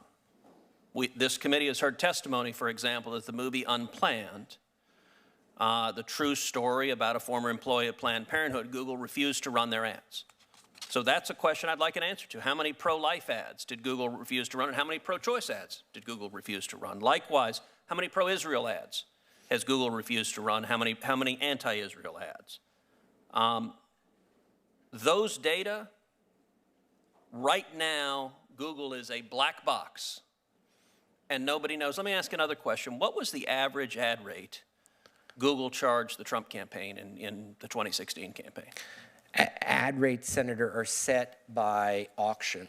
So Democrats, Republicans, it's entirely based on when they would want to run. There is an average ad rate. That is a number. It would be the average of the rate you charged across the board. And I'm going to ask you in writing, what was the average ad rate that the Trump campaign paid and the Clinton campaign paid? And if those two numbers are roughly equal, that will indicate one thing. If those two numbers are wildly different, that may indicate something else. And right now, it is Google that knows that, and as far as I know, nobody else. If I may, again, just on ads specifically, all ads are not the same. In other words, if you are running a banner headline on YouTube, that may be a higher price than a lower, less price. So it's a matter of going to be like for like. That would be fabulous, and you're more than welcome to break it down. The average banner ad rate for the Trump campaign was X, and the average, if there are three different types of ads, break it down in whatever category, but compare apples to apples. And if I could also, Senator, we do have all of the advertising spending for all members on our website where we publicize this. There's a transparency report that we put out annually on spending by candidates. It's all up there. Welcome to we'll be happy to point it out to your staff. Now, let me ask you, some have asked, well, gosh, who would possibly think that Google was discriminating against conservative views? The senior leadership at Google, does it lean left or does it lean right? Senator, senior leadership, that the whole team consists of people from a variety of different perspectives, from outside of the United States, from American. Mr. Bhatia, you're doing something rather remarkable, which is you're managing to be less candid than Mark Zuckerberg. Mr. Zuckerberg, when he testified before this committee, admitted Silicon Valley is overwhelmingly liberal, and anyone operating in the realm of simple reality would acknowledge that. Would you agree with that? Senator, I go back to 100,000 people, 70, 80 different countries, leadership teams pulled from all over the world. I don't think it's a matter of easy caricature. The days when we were just a Silicon Valley company. Let's focus on some simple data. It's where data is helpful. I did an FEC analysis in 2016 of senior executives at Google, people who had the title of some form of executive, vice president, or director. Found at least 88 unique senior officials at Google who made contributions to the Hillary Clinton campaign. 88. Do you know how many senior executives at Google made contributions to the Trump campaign? Senator, it's not my business to look into that. Care to field a guess? 0. Goose egg, not a single one. This ain't close that you can't say, gosh, I don't know anything about the politics here. That is disconnected from reality. Let's look at another example. Senator Blackburn asked about the advisory council that you put together on artificial intelligence. One of the people on that advisory council was Kay Coles-James, who was the head of the Heritage Foundation. Yes, sir. You worked at the Heritage Foundation, I did. I believe you said. Do you consider the Heritage Foundation some fringe organization? No, Senator, I consider it a conservative organization. So 2,500 Google employees signed a petition to have Ms. James removed from the council. And they said, quote, by appointing James to the ATEAC, Google elevates and endorses her views, implying that hers is a valid perspective worthy of inclusion in its decision-making. This is unacceptable. So you have 2,500 employees at Google saying that Ms. James, who, by the way, is an African-American woman, was one of the first women to desegregate the Richmond public schools. 2,500 Google employees saying that her view is not valid or worthy of inclusion. Google, in response to this, dissolved the entire committee. Do you understand when you see that kind of bias saying a conservative African-American woman's views are not valid and not worthy of inclusion, that the American people would say, these guys are silencing voices they disagree with? Senator, the 2,300 amounts to something around 2% of the Google employees. But Google acted on their recommendation. No, Senator. You dissolved the committee. We did not, Senator. What happened in that situation was it was a committee that consisted of a number of members. As time progressed, a number of members of the committee, other than Ms. James, decided to fall off the committee, to withdraw from the committee. So is it your testimony, Mr. Bhatia, because I'm finding this difficult to credit, is it your testimony that Google did not dissolve the committee because your employees were mad that anyone right of center was included? We dissolved the committee, Senator. I think we were clear at the end of the day that it was not going to be viable to continue the council, given what we were seeing happening with other members of the committee. In a March 18 email to at least 17 other Google employees, Google employee Liam Hopkins stated that, quote, PragerU, Jordan Peterson, Ben Shapiro et al. Are all Nazis. This is a quote. Are using dog whistles. He further suggested that Google isolate this, quote, far-right content. Is it your judgment that Mr. Prager, Mr. Peterson, and Mr. Shapiro are Nazis? No, Senator. At least two of the three, Mr. Prager and Mr. Shapiro, are Orthodox Jews. Are you familiar with any Orthodox Jews who are Nazis? No, Senator. Is that not a horrifically offensive, nutty statement? Senator, we have 100,000 people in the company, and there are 5, 7 times the number of people working in Congress. We have people who will say things on chat rooms and other things. Google employees on that email. Did even one of them object to this characterization? I don't know whether they did or not, Senator. We have a lot of these chat rooms that go on. People say things in chat rooms that certainly don't reflect the views of the company. You know, it's not unlike many other workplaces around the world where people may say things that you know, don't reflect the views of the leadership team and management, where, you know, it is what it is. Do you understand why people would be skeptical of Google's judgment and the radical politics of Google's employees when you believe Orthodox Jews like Mr. Prager and Mr. Shapiro are secretly Nazis? Again, Senator, this is a statement that was made by an individual employee on some chat room board. Google executive Jen Janai was videoed saying that Google is, quote, training its algorithms with an eye to prevent something like 2016 from happening again. Is that what Google is working to do?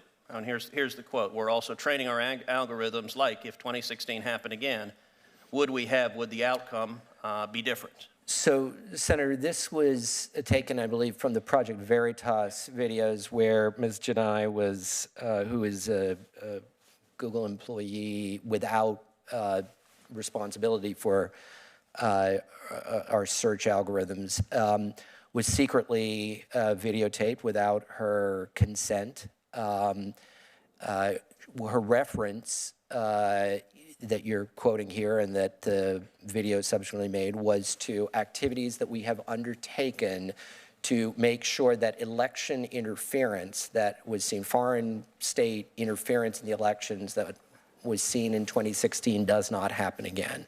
That's what the reference is to. Well, I think one of the best things to come out of this hearing is your commitment to answer the clear and direct questions from this committee with real numbers and specific hard data on Google's practices. That will go a long way to providing transparency that has far too long been missing. And let me echo both Senator Blumenthal and Senator Hawley that I would strongly advise Google submit to an independent third-party audit that has no bias, that has no axe to grind, with access to Google's records. An audit that doesn't have access to the record is meaningless. Your competitors are doing so, and I believe the American people expect transparency from all of big tech. Senator Hirono. Just for clarification, so my understanding is that Google has a very different business model than Twitter or Facebook. So while those entities can agree to a third-party audit that would include, I guess, content, looking into their records in a way that they can, that still enables them to retain their, I don't know, business methods or whatever it is. But you're in a very different kind of category. Is that why you're having such a hard time saying that you would submit to a third-party audit of your content moderation practices? Well, Senator, we are in a very different space. We're not a social media platform the way the other companies, Facebook and Twitter you referenced, are. We're actually in many different platforms. And we have Gmail, we have Android, so there are a lot of different parts to our business. Certainly that adds to the complication. So you were asked whether, regarding your ads, okay, I understand that the business model is very different. So you were asked whether, you know, you've taken down pro-life, pro-choice, pro-Israel, anti-Israel ads. Do you have an algorithm that actually flags out these words? No. Or so no, how would you even be able to respond to a question if your algorithms don't even flag out these kinds of these ads based on these identifying terms? Yeah, we are, as I explained before, what we're trying to do is, create algorithms that try and surface the most responsive results. We don't factor in, you know, whether they contain the word Israel or abortion or any of the other things. So they're not constructed that way. So Google is a multi-billion-dollar business. So regardless of your employees exercising their First Amendment rights to put whatever things that they want to put out there you don't even agree with. I mean, Google is a business. Does it make business sense for Google to start doing content moderation that's based on somebody's political affiliations or their views. Does that even make sense? Absolutely not. And you know, if we lose user trust, it will be damaging to our business. Thank you. Thank you. All right, thank you, Mr. Bhatia. Thank you. Thank you for your testimony. I appreciate your coming. The Senate is right now in the midst of three votes, so what we're going to do is we're going to briefly recess this committee, go and cast those votes. There are 3 votes, so we're at the tail end of the first vote, and so we will vote on those 3. I will ask members of the committee to vote at the very beginning of the third vote, and as soon as we do so, we will come back and convene the second panel. But for now, the committee is temporarily recessed. Thank you.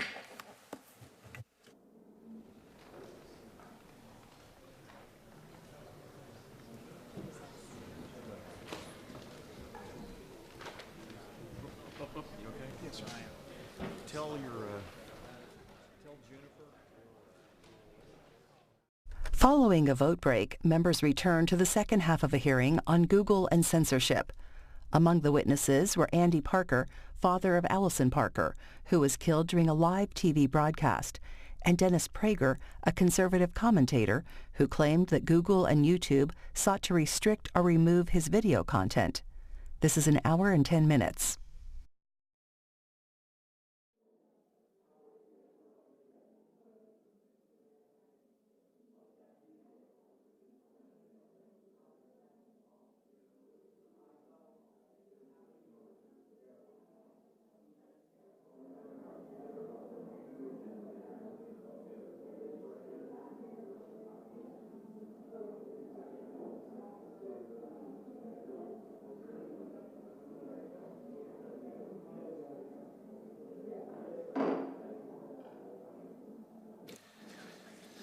Good afternoon, everyone, and welcome back. I would ask each of the witnesses for the second panel to please take your seats.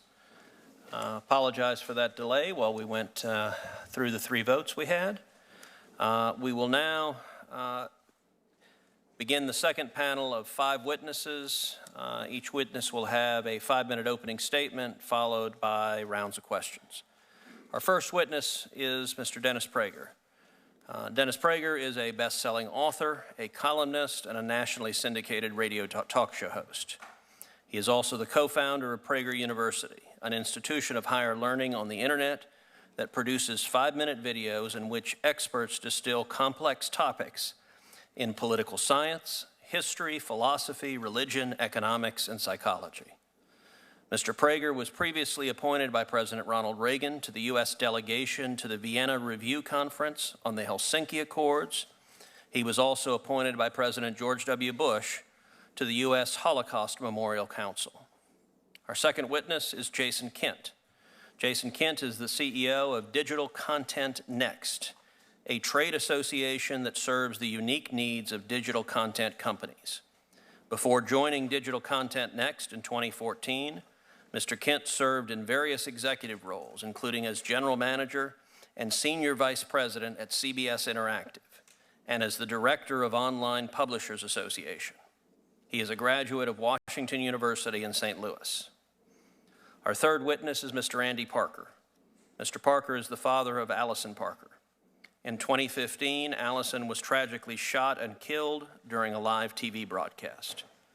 Mr. Parker now travels across the country to advocate on gun control issues, and he has been working tirelessly to remove footage of his daughter's murder from YouTube and other internet sites. Mr. Parker recently published a book about his daughter's life and legacy entitled For Alison, The Murder of a Young Journalist and a Father's Fight for Gun Safety. Our third witness is Dr. Francesca Tripodi, who is an assistant professor of sociology at James Madison University and an affiliated researcher at Data and Society.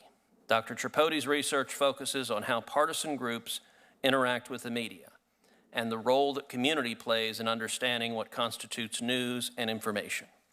She received a PhD and an MA from the University of Virginia, an MA in Communication, Culture, and Technology from Georgetown University, and a BA in Communications from the University of Southern California. Our final witness is Dr. Robert Epstein. Dr. Epstein is an author, editor, and longtime psychology researcher and professor. He is currently a senior research psychologist at the American Institute for Behavioral Research and Technology, and he is a contributing editor for the Scientific American Mind. He is also the founder and director emeritus of the Cambridge Center for Behavioral Studies in Massachusetts, and the former editor-in-chief of Psychology Today. Mr. Prager, we'll start with you.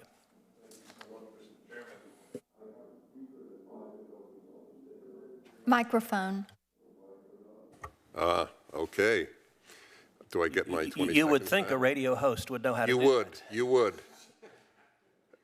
That is a very fine point. I have no response. I will take just a moment, because my opening comment is under 5 minutes, just to respond on the issue of the Ten Commandments video that was placed on the restricted list by Google. The representative from Google mentioned that a reason that it would be on the restricted list was that it contains mentions of murder. So I was thinking I have a solution that will, I think, appeal to Google. I will re-release it as the 9 Commandments. That should solve the problem of including murder in my discussion of the 10 Commandments.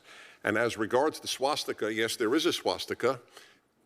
It is, again, in the commandment of do not murder, wherein I show that murder, there are people who believe murder is all right even today, and I use the swastika and the hammer and sickle as 2 examples.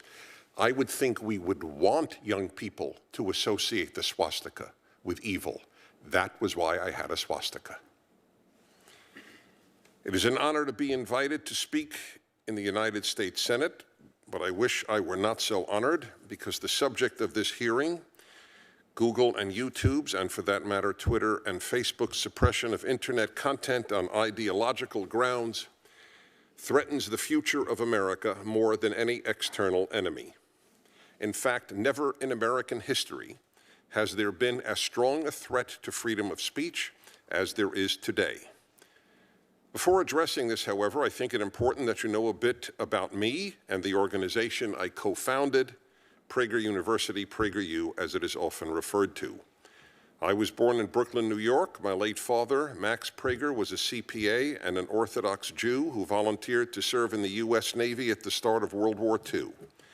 My father's senior class thesis at the City College of New York was on anti-Semitism in America. Yet despite his keen awareness of the subject, he believed that Jews living in America were the luckiest Jews to have ever lived. He was right. Having taught Jewish history at Brooklyn College, written a book on anti-Semitism, and fought Jew hatred my whole life, I thank God for living in America. It breaks my heart that a vast number of young Americans have not only not been taught how lucky they are to be Americans, but have been taught either how unlucky they are or how ashamed they should be. It breaks my heart for them because contempt for one's country leaves a terrible hole in one's soul, and because ungrateful people always become unhappy and angry people. And it breaks my heart for America because no good country can survive when its people have contempt for it. I have been communicating this appreciation of America for 35 years as a radio talk show host, the last 20 in national syndication with the Salem Radio Network, an organization that is a blessing in American life.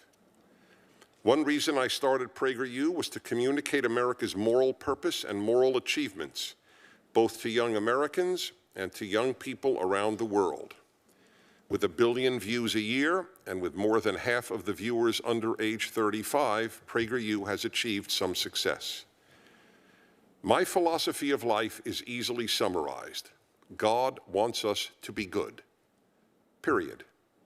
God without goodness is fanaticism, and goodness without God will not long endure. Everything I and PragerU do emanates from belief in the importance of being a good person. That some label us extreme or, quote, haters only reflects on the character and the broken moral compass of those making such accusations.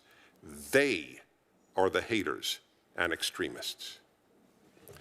PragerU releases a 5-minute video every week. Our presenters include 3 former prime ministers, 4 Pulitzer Prize winners, liberals, conservatives, gays, blacks, Latinos, atheists, believers, Jews, Christians, Muslims, and professors and scientists from MIT, Harvard, Stanford, and a dozen other universities. Do you think the Secretary General of NATO, or the former prime ministers of Norway, Canada, or Spain, or the late Charles Krauthammer, or Philip Hamburger, distinguished professor of law at Columbia Law School, would make a video for an extreme or hate-filled site? The idea is not only preposterous, it is a smear. Yet Google, which owns YouTube, has restricted access to 56 of our 320 5-minute videos and to other videos we produce. Restricted means families that have a filter to avoid pornography and violence cannot see that video. It also means that no school or library can show that video. Google has even restricted access to a video on the 10 Commandments, as we have seen. Yes, the 10 Commandments. We have repeatedly asked Google why our videos are restricted. No explanation is ever given. But of course we know why, because they come from a conservative perspective. Liberals and conservatives differ on many issues, but they have always agreed that free speech must be preserved. While the left has never supported free speech, liberals always have. I therefore appeal to liberals to join us in fighting on behalf of America's crowning glory, free speech. Otherwise, I promise you, one day you will say, first they came after conservatives, and I said nothing. And then they came after me, and there was no one left to speak up for me. Thank you. Thank you, Mr. Prager. Mr. Kent. Good afternoon, Senator Cruz, Ranking Member Hirono, and members of the committee. Thank you for the opportunity to appear before you today. I am the CEO of Digital Content Next, and I'm here to speak on behalf of high-quality digital publishers. DCN is the only association exclusively focused on the future of publishing. Our members include some of the most trusted brands on the web, hundreds of them, large and small, old and new, from the Wall Street Journal to the New York Times, Disney, Warner Media, NBC, and Fox, to native digital publishers like The Insider and IJR and the Texas Tribune. I was invited here today to specifically address Google, a company which reaches billions of people across its platforms on which it determines the rules and limits access to its massive data pool. At the same time, Google leverages this data to compete against those who depend on its platforms. The web was supposed to be competitive and open, but it simply lost much of that vision as Google's dominance has grown. Google is the primary gatekeeper to any digital content business in 4 ways, which I'll cover today. I'll call them the 4 Ds: discovery and design of the content, and then the data and the dollars that come from consuming the content. First, discovery. Prior to my move to Washington, I spent over 20 years running digital media businesses. Like publishers today, we had entire teams focused on optimizing content for the maximum clicks from Google search, as it controls more than 90% of the search market. Over time, Google has pushed search results off the first screen in favor of more lucrative Google ads and Google's own properties. Second, design. Google, more than any company, influences the design of our members' content. Google's web browser, Chrome, is responsible for more than 60% of the traffic on the web. Therefore, publishers design their websites to work best inside of Google's browser. With the increase of mobile device usage, Google even developed its own code for the mobile web, which promises even better search results for the publishers who choose to adopt it, furthering their grip on the web. Third, data.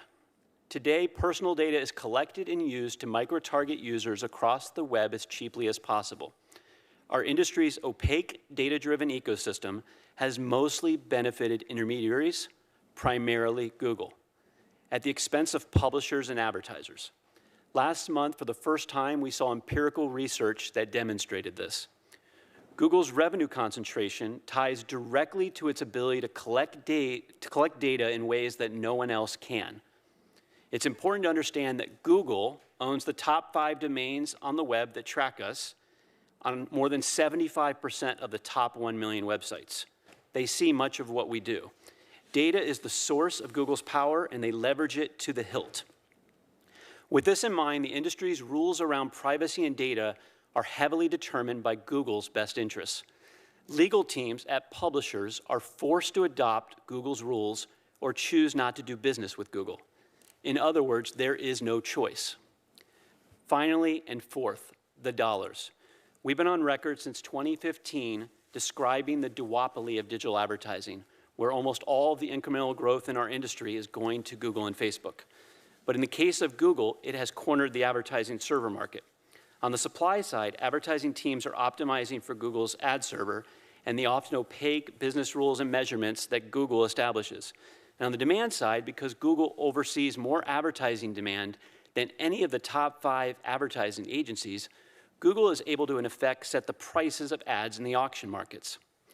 Google determines the rules of their auctions with full knowledge whether or not they will help Google or they will help publishers. It can't be both. To make matters worse, all of these products hinge on Google's algorithms, which are shrouded in a proprietary black box of secrecy, which absorbs most of the data across the web and spits out profits according to how Google decides to tune them. In closing, I want to thank Chairman Cruz and Ranking Member Hirono for convening today's hearing. From my perspective, it's abundantly clear that Google dominates the digital landscape and uses that dominance to enhance its own bottom line to the detriment of the marketplace and, most importantly, consumers. In the absence of meaningful competition or constraints, the question we as a society must be asking ourselves is whether we're comfortable with the world that Google is creating for us. It is time to end Google's stranglehold on digital media. I thank you, and I look forward to your questions. Thank you, Mr. Kent. Mr. Parker. Mr. Chairman, Ranking Member Hirono and Senator Blackburn, thank you all for hearing my testimony today. In August 2015, my daughter, journalist Alison Parker, was shot and murdered while reporting on live television. The unimaginable pain felt by my family was amplified after the killer uploaded a first-person video of the murder to YouTube. I pledged to honor my daughter's memory and advocate for sensible gun laws so that others wouldn't suffer the same fate as Alison. In response to my advocacy, countless people have targeted me, my family, and Alison's boyfriend online, claiming that Alison's death was part of a conspiracy to seize their guns. They have taken the gruesome footage of my daughter's murder, edited it into videos, and flooded YouTube and other social media platforms with hate-filled diatribes maligning us. As the company with a virtual monopoly on internet search and online video hosting, Google has a duty to make sure the information they make accessible to the world is based on facts and not harmful conspiracy theories. I implored Google and YouTube to take down the footage of her murder and the related conspiratorial content. Their response was to suggest that I view and flag the content I found offensive. Instead of self-policing, they put the onus on me. In essence, they wanted me to watch my daughter's murder and explain to a robot why it should be removed. I never have, nor will I ever watch any of it for obvious reasons. So in 2017, I reached out to Lenny Posner, whose son Noah was murdered in the Sandy Hook shooting, and the Honor Network, who worked long hours flagging videos so that I was spared. Although hundreds of videos have been taken down due to their diligence, they are often stymied with even with an enforceable copyright. I've engaged in direct communications with Google regarding the proliferation of these videos, but while they profess a desire to help, in reality, they do nothing. On May 1st of this year, in the company of Georgetown University Civil Rights Law Clinic, I had a video conference with representatives from Google regarding specific content and our attempts to have it removed. Their response was, "We're really trying." Since that meeting, there has been nothing but silence until Coincidentally, not so, but today we got an email from them at 9:47 a.m. Thanks to Section 230, Google has complete immunity and therefore no incentive to respond. And you saw some of the examples earlier. In an utter failure of their AI, one video was self-flagged by Google, then later the flag was removed. Some videos were not removed and instead given this label, this video may be inappropriate for some users. That was also shown today, which is tantamount to a perverse invitation to click and watch. The video has had over 700,000 views and was specifically pointed out to Google in our teleconference, and it's still up as we speak. I understand that the general purpose of this hearing is to consider whether internet gatekeepers such as Google should or should not censor the speech of the politically unpopular. However, it is important to note that turning a blind eye to targeted harassment over the internet in the name of preserving free speech has real-world and life-altering consequences. Furthermore, this harassment itself has a significant chilling effect on free speech and public advocacy of the people these conspiracy theorists target. Even though some on this committee may not agree with my cause, they must recognize that the harassment and threats of violence I faced was an attempt to intimidate me, prevent me from telling Alison's story and speaking out against gun violence, and to silence my free speech rights. I recognize the First Amendment gives everyone the right to publicly speculate that the moon landing didn't happen or that the earth is flat. But there's a difference between someone venting about a favorite conspiracy theory and Google turning its platforms over to anonymous users for them to target and harass victims of public tragedies. The former is free speech. The latter is violence. As more and more public tragedies and horrific mass shootings occur, they will be recorded, broadcasted, and disseminated on platforms like YouTube, like so much cheap entertainment for Google to use to add a few more millions to their bottom line. Google profits massively off of a lack of regulation. If it cannot properly protect citizens from online harassment, hate speech, and moment-of-death videos, I call on Congress to step in and make sure that proper protections are in place for private citizens like me who are continually harassed and exploited. Currently, platforms like Google are protected against civil or criminal liability under Section 230 of the Communications Decency Act.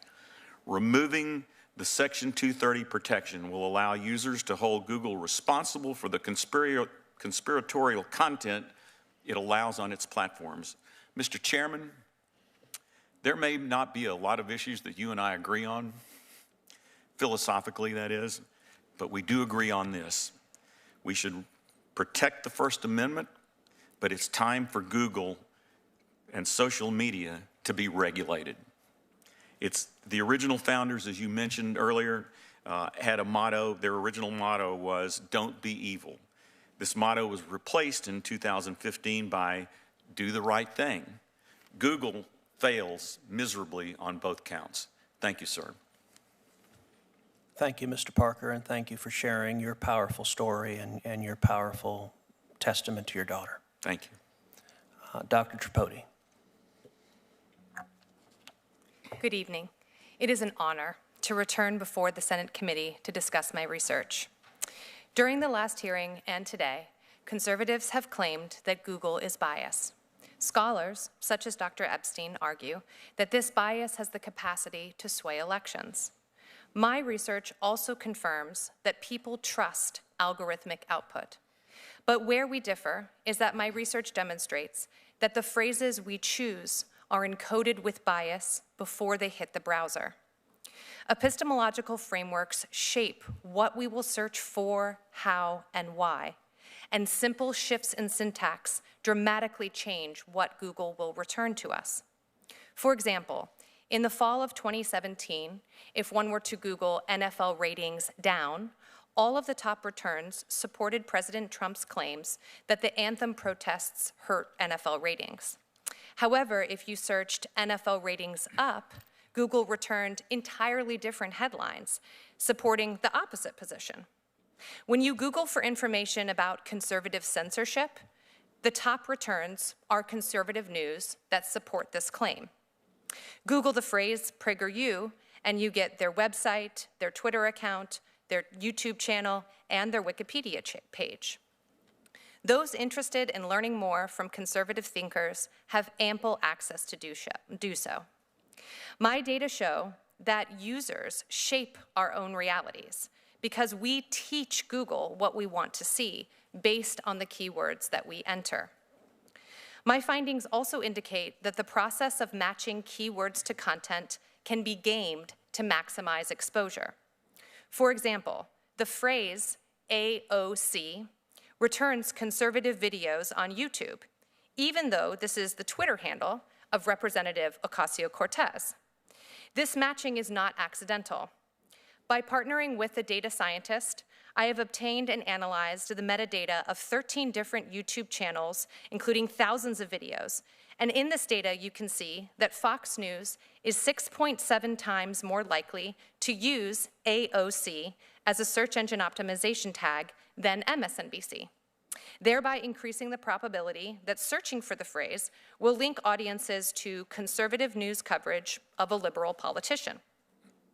YouTube has a vested interest in keeping people on the site for as long as possible and intentionally feeds audiences content they can't stop watching.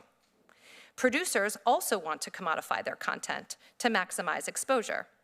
And conservative channels cross-promote guests and ideas in order to feed these algorithmic connections. Now, as a marketing strategy, this is not nefarious. But because they also host far-right thinkers and provide them a platform to validate their opinions, it amplifies those ideas as well. That is because YouTube is a social media network of content creators, featured guests, as well as users who comment, like, or share the videos. Freedom of speech is one of the fundamental rights designed by our forefathers. It is crucial for allowing Americans to express both widely accepted and unpopular opinions without fear of government punishment or censorship. However, privately held corporations like Facebook, Google, and Twitter are not the new public square. They are sophisticated advertising firms designed to profit from the data we provide to them. They are also spaces where people can create mass followings, and those who want to profit from YouTube must adhere to their terms of service. These terms are not written to disenfranchise conservatives. These policies were created in the interest of safeguarding members of protected groups and are designed to reduce hatred, harassment, discrimination, and violence. In sum, what we get from Google depends primarily on what we search. And depending on what you search, conservatism thrives online. For progressive nonprofits, conservative media are the Goliaths, well-funded companies with large production budgets and sophisticated digital marketing campaigns. This is why YouTube's top returns for phrases like gender identity or social justice are conservative videos. Click on these videos and YouTube doesn't try to steer the audience left. It autoplays a steady stream of conservative ideas. Simply put, if content is readily available, it is not being suppressed. What conservatives who are arguing censorship are frustrated with is not the constitutional right to free speech, but is actually a grievance against a free market economy. The right for everyone to speak their ideas does not guarantee the right to captivate a large audience, nor the right to profit from them. Given how YouTube tries to keep audiences on their platform, I think we can all agree that a more pressing issue for this committee to pay attention to is how metadata can amplify hate speech, pedophilia, conspiracy theories, and disinformation. Thank you so much for your time. Thank you. Dr. Epstein.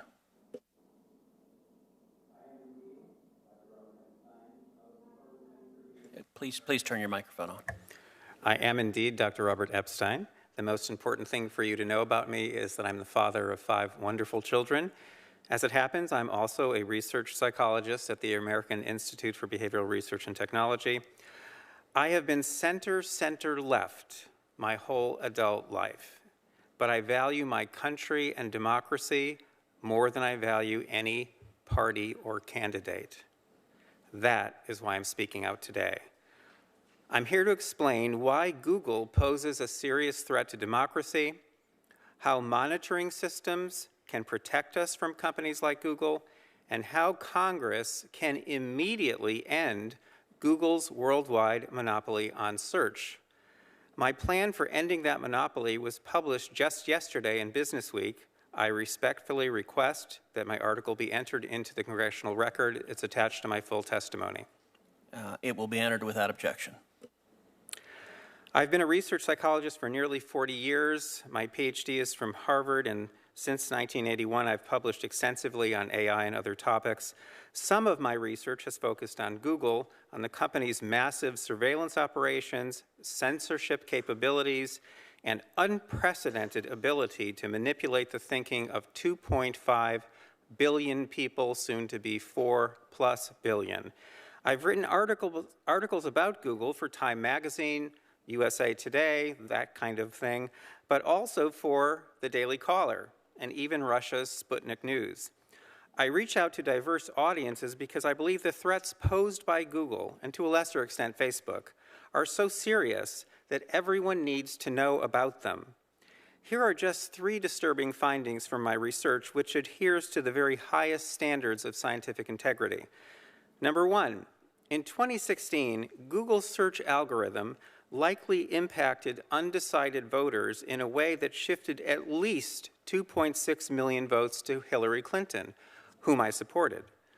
I know this because I preserved more than 13,000 election-related searches prior to Election Day, and Google's search results were significantly biased in favor of Secretary Clinton. I know the number of votes that shifted because I've conducted dozens of controlled experiments that measure how opinions shift when search results are biased. I call this shift SEAM, the Search Engine Manipulation Effect, which I first published in the Proceedings of the National Academy of Sciences in 2015. Biased search results can easily produce shifts in the opinions and voting preferences of undecided voters by up to 80% in some demographic groups because people blindly trust high-ranking search results over lower ones. SEAM is an especially dangerous form of influence because it is, in effect, subliminal. It also leaves no paper trail for authorities to trace. It's an example of a short-lived or, quote, ephemeral experience. That's a phrase you'll find in internal emails that have leaked recently from Google. I'm now studying 7 such manipulations like SEAM, and unlike billboards or those Russian-placed ads, these manipulations are invisible and non-competitive. They're controlled entirely by big tech companies, and there is no way to counteract them. Number 2, on Election Day in 2018, the Go Vote reminder that Google displayed on its home page gave one political party at least 800,000 more votes than it gave the other party. That reminder was not a public service, it was a vote manipulation. Number 3, in the weeks leading up to the 2018 election, bias in Google's search results may have shifted upwards of 78.2 million votes spread across many races to the candidates of one political party. This number is based on bias in data captured by my 2018 monitoring system, which preserved more than 47,000 election-related searches conducted by a diverse group of American voters. I know how to stop big tech in its tracks, and that brings me briefly here to monitoring systems and the proposal I published yesterday. A 2015 phone call from the Attorney General of Mississippi prompted me to start a years-long project in which I have learned how to capture online ephemeral experiences. In early 2016, I deployed a system that allowed my team to look over people's shoulders as they conducted online searches with their permission. I deployed a more sophisticated system in 2018, and I'm raising funds now to build a much more comprehensive system in 2020, one that will allow us to catch big tech in the act, to instantly spot when Facebook is biasing news feeds or when Twitter is suppressing tweets sent by Ann Coulter or Elizabeth Warren. This system must be built to keep an eye on big tech in 2020, because if these companies all support the same candidate, they will have the power to shift 15 million votes to that candidate. To let big tech get away with subliminal manipulation on this scale would be to make the free and fair election meaningless. Finally, regarding yesterday's article, Congress can quickly end Google's worldwide monopoly on search by declaring Google's massive search index, the database the company uses to generate search results, to be a public commons, accessible by all, just as a 1956 consent decree forced AT&T to share all its patents. There is precedent in both law and Google's business practices to justify taking this step, which will make online search competitive again and dramatically diminish Google's power worldwide. In 1961, Eisenhower warned about the possible rise of a technological elite that would control public policy without people's awareness. That elite now exists, and you must determine where we go from here. Chairman Cruz, Ranking Member Hirono, Mrs. Blackburn, other members of the committee, democracy as originally conceived cannot survive big tech as currently empowered. I look forward to your questions. Thank you very much for that fascinating testimony. Senator Blackburn has asked that she might go earlier, so I'll yield my time to her and I'll ask my questions later in this round. Thank you, Mr. Chairman. I appreciate that. We've got a telephone town hall with Tennesseans, but I did not want to miss hearing your testimony because I think this is a tremendously important topic and one that time has arrived for Congress to take some action and to focus on appropriate light touch regulation to hold big tech responsible. And Mr. Epstein, Dr. Epstein, I agree with you. They are manipulators. It is not lost on me that Mark Zuckerberg at one point said Facebook worked more like a government than a corporation, and it is a very manipulative one. And Dr. Tripodi, I will tell you, I agree with you too. They're nothing but big advertising companies, and you know their business model is pretty much built on greed. And Mr. Parker, I will say my heart breaks for you. I very much remember, very vividly remember seeing that footage with Alison, and I can only imagine, as a mom and a grandmom, I can only imagine what you and your family have lived through. And so I thank you for your courage in speaking up. Mr. Kent, I will say to you, privacy is important, and I think probably it is time that we do something on privacy. I have had the Browser Act. I introduced that when I was in the House. It is light touch regulation, but what it does is to give the consumer the opportunity to own, as I call it, their virtual you, which is you and your presence online. Gives you control over that, and I think this body would be well advised to move forward with legislation such as that. Mr. Prager, I have been to your website, know your work, and I share your frustration with Google and YouTube, and I know that you filed a lawsuit against both companies in 2017, and I feel for you in sharing your frustration. As you probably know, I have borne the worst of Google's culture, their corporate culture, and their employees' political bias. And yes, indeed, Dr. Tripodi, you and I could have a good discussion about this, but they do bring that bias to work, and it does inform those algorithms.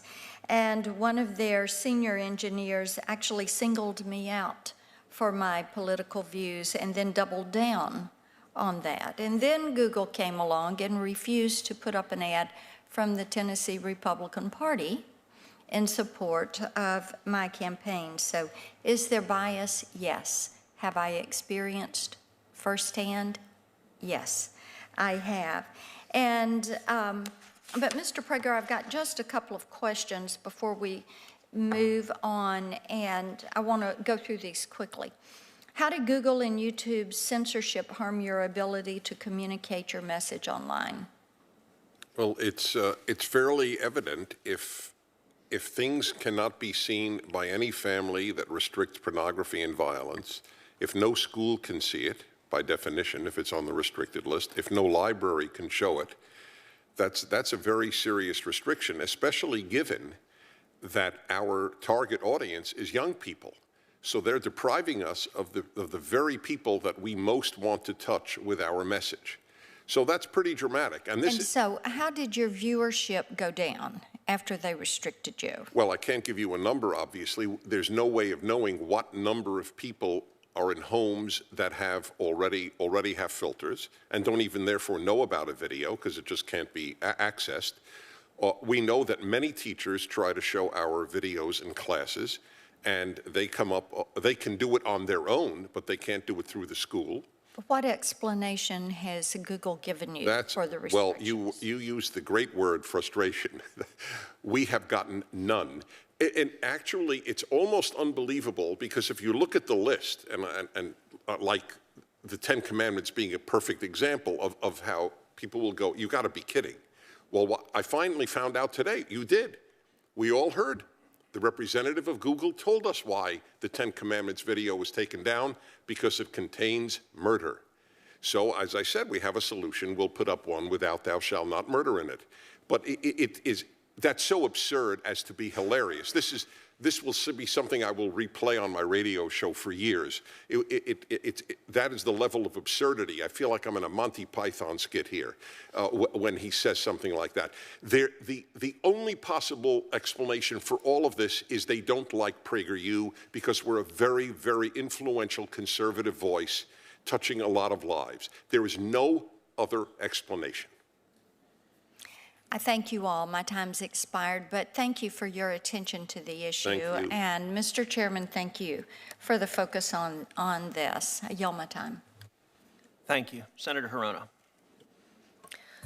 Thank you, Mr. Chairman. Mr. Parker, of course, you have all of our sympathies and empathies for all that you've been going through.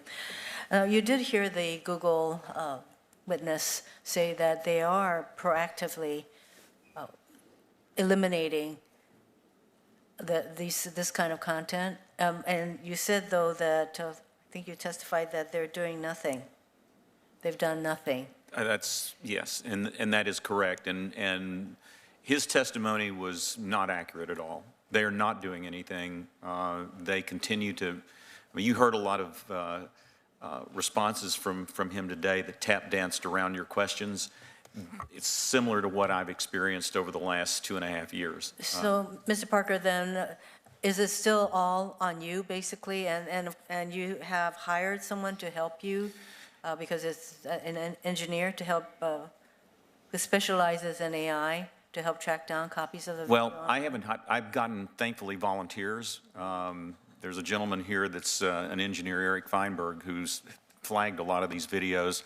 Lenny Posner, again, has, and his group have flagged videos. But essentially, yeah, the onus is still on me and the people and the volunteers to take this stuff down. And when they do quote unquote self-flag something, there was one that literally it was flagged to be taken down, and then 2 or 3 days later, it was back up again. I think in listening to both your perspective and that of the Google witness, there's obviously not a meeting of the minds, and I think it bears further inquiry on, at least on my part. I understand that the TV station that was involved has given you the copyright to the video in order to assist your efforts. So why was it necessary for you to resort to claiming copyright infringement Don't the YouTube community guidelines already prohibit violent or graphic content? They do, but that was another avenue for us to say, well, wait a minute, if you're not going to remove violent content and moment of death, that was, they have a certificate that you apply to these videos. It says, if you apply the moment of death video or certificate, then we take it down, except that they don't. It's what they've done is purely ad hoc, arbitrary, random. There's no rhyme or reason to it. So that was one avenue to if we can't get them to flag content, then we'll go after them for copyright infringement. We own the digital rights to this, and they ignore that too, again, because they can. So the basis of this hearing is that the chairman is trying to show that these platforms figure out a way to just take out conservative content. That is not your question. That's not my issue. That is not your right. issue. And I think it's a much more, not that this isn't important, your issue isn't important, but the fact that they're showing murder and execution on the web. Section 230 was, my understanding is that it had been addressed with child pornography, and there was some legislation on that. And I think if we can I would implore this committee and Congress to at least address a narrow issue with this, similar to that precedent, and say, you can't show this stuff. So are you suggesting that Section 230, the exceptions to the immunity from liability be expanded, possibly, that we should? Absolutely, yes. Hear that. So for Dr. Tripodi, I think it's very clear that from the examples you gave that the inquiry that you put in can come up with totally different results. So I have to say that when we're told that when search results are biased, but the results are not biased, it's what you're asking that results in the whatever information you get. So there's a lot of stuff on all of these platforms. And this past summer, President Trump tweeted that Google rigs its search results in favor of supposedly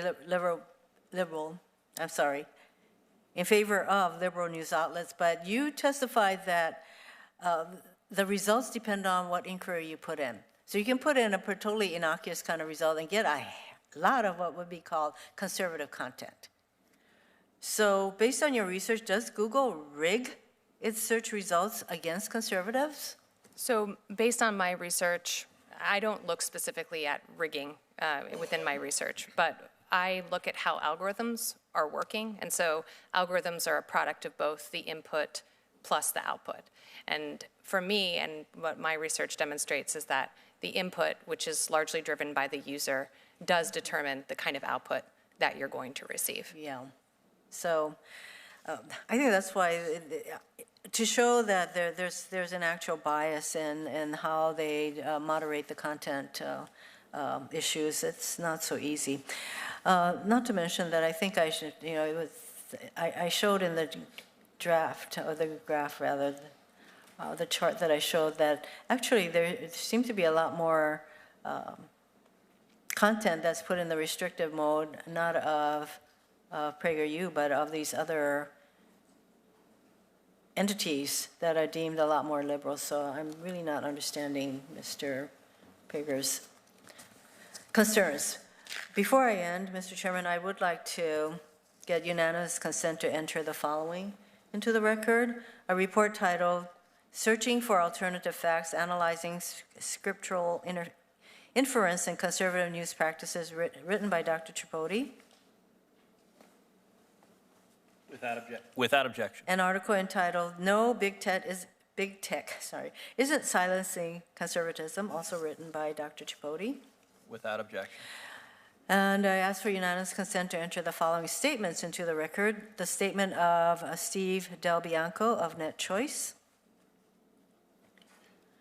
All of the statements. Okay, thank you. And the statement of Baron Zoka of Tech Freedom, and the statement of Caleb Watney of R Street.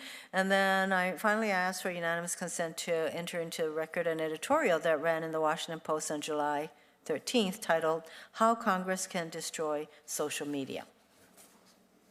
All of those will be Thank you, entered in the Mr. record. Chairman.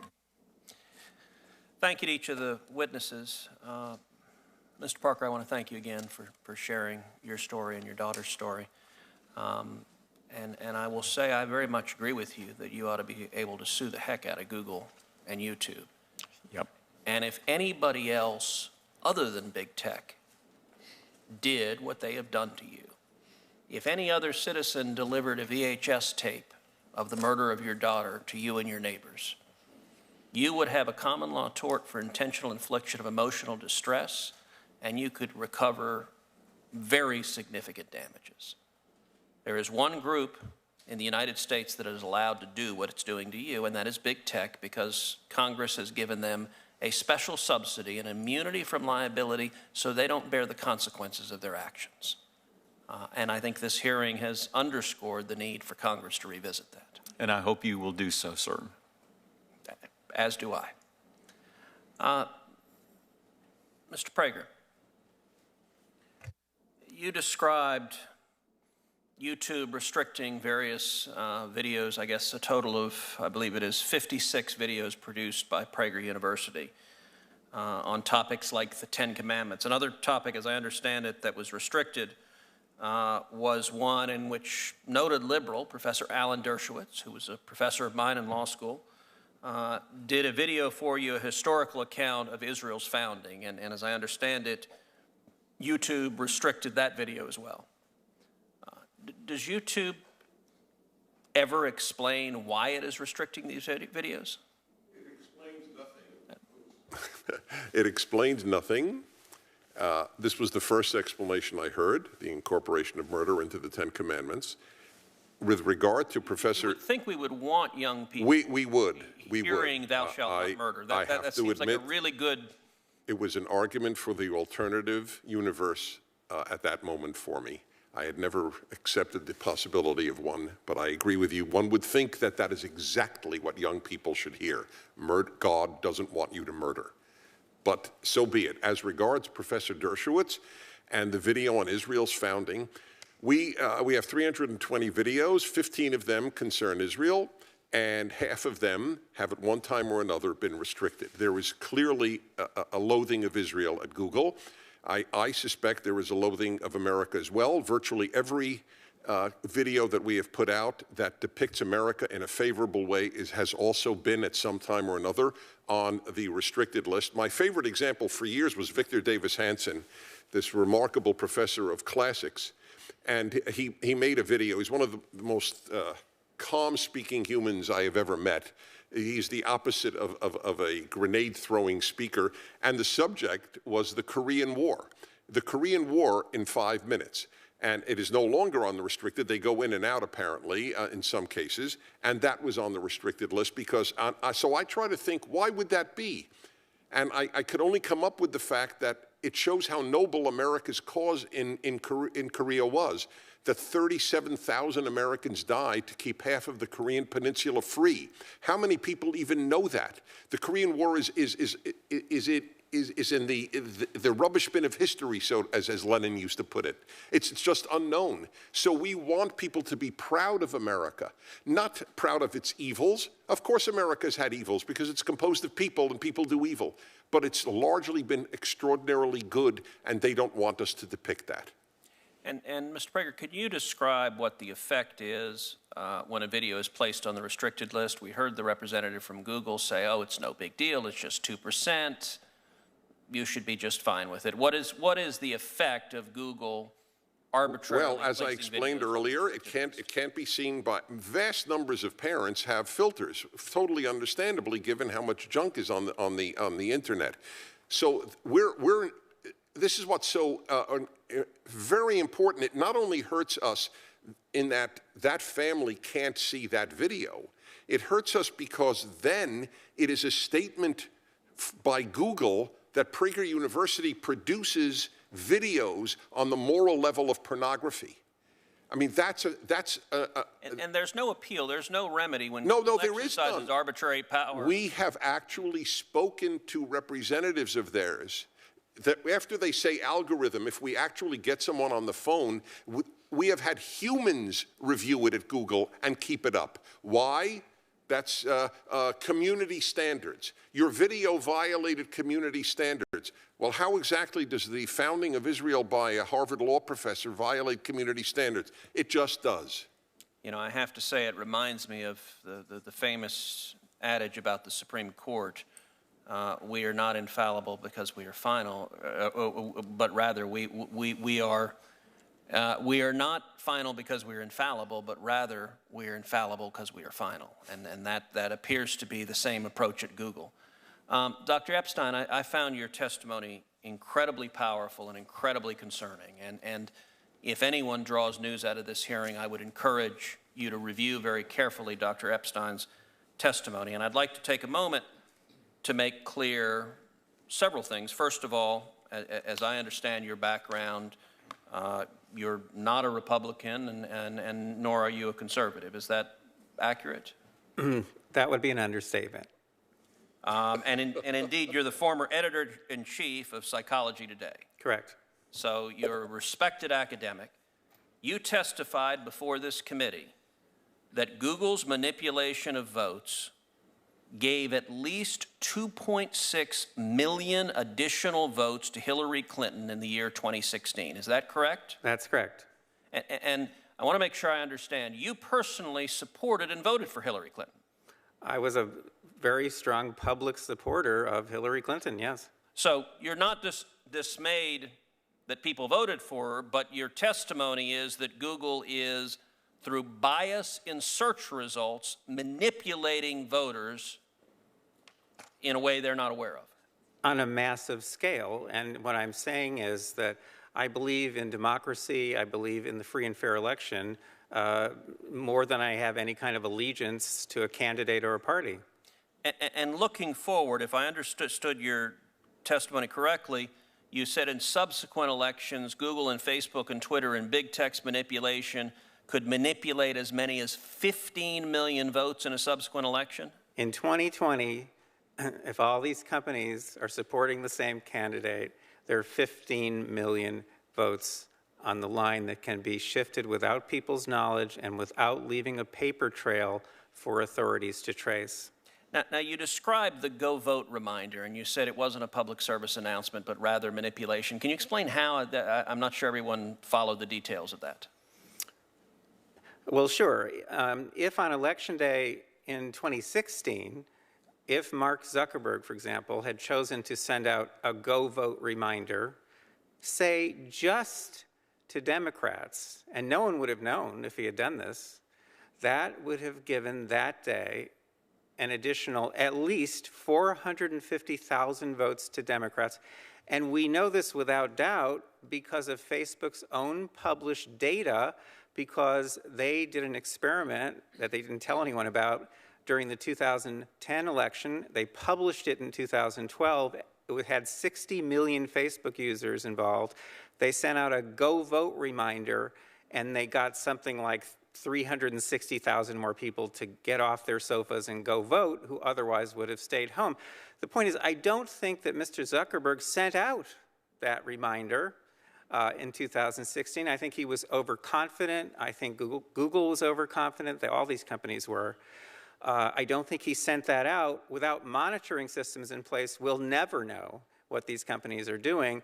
But the point is, in 2018, I'm sure they were more aggressive. We have lots of data to support that. And in 2020, you can bet that all of these companies are going to go all out. And the methods that they're using are invisible. They're subliminal. They're more powerful than most any effects I've ever seen in the behavioral sciences. And I've been in the behavioral sciences for almost 40 years. You know, our Democratic colleagues on this committee often talk about what they view as the pernicious effect of big money and big corporate dollars.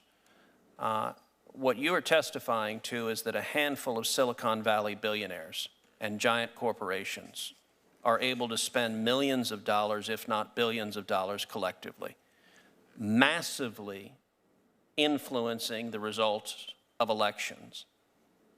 And there's no accountability. You said we don't know. We have no way of knowing if Google or Facebook or Twitter sends it to Democrats or Republicans or how they bias it, because it's a black box with no transparency or accountability whatsoever. Am I understanding you correctly? Senator, with respect, I must correct you. Please. If Mark Zuckerberg chooses to send out a go vote reminder just to Democrats on Election Day, that doesn't cost him a dime. Fair enough. Do you happen to know who the Hillary Clinton campaign's #1 financial supporter was in the year 2016? I think I do, but please remind me. The #1 financial supporter of the Hillary Clinton campaign in the 2016 election was the parent company of Google, Alphabet, who was our first witness. They were her #1 financial donor, and your testimony is, through their deceptive search methods, they moved 2.6 million votes in her direction. I would think anybody, whether or not you favor one candidate or another, should be deeply dismayed about a handful of Silicon Valley billionaires having that much power over our elections to silently and deceptively shift vote outcomes. Again, with respect, I must correct you. The 2.6 million is a rock bottom minimum. The range is between 2.6 and 10.4 million, depending on how aggressively they used the techniques that I've been studying now for 6.5 years. Wow, could you just say that again, please? The 2.6 million is a rock bottom minimum. The range is between 2.6 and 10.4 million votes, depending on how aggressive they were in using the techniques that I've been studying, such as the search engine manipulation effect, the search suggestion effect, the answer bot effect, and a number of others. They control these, and no one can counteract them. These are not competitive. These are tools that they have at their disposal exclusively. If any headline comes out of this hearing, that should be it. Senator Hirono. I have just one clarifying question for Dr. Tripodi.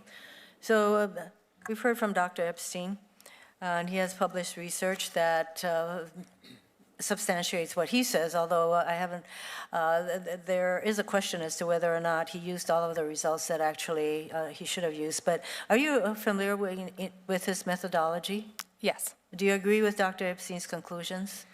I would say we would come to different conclusions, but I'm not sure because we do not know what are the search terms that were used in this study. So I read at length the testimony as well as the reports that he has submitted. And based on what I see, and we can go through it together, but there's a couple things that draw out to me.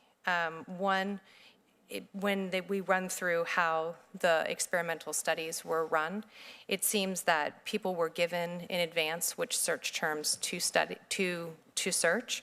And as far as my research demonstrates, that different search terms will yield different kinds of results. Well, that is the whole point of what your testimony is, from what I gather. You can get all kinds of results based on what your inquiry is. And if people actually if they were told what inquiry to put in, I think you're going to get different kind of results. And Senator, excuse me, just for a second, these are very simple shifts in syntax that have very different ideological bases. So something like gun rights versus gun control have different ideological positions encoded into them. Senator, may I reply briefly?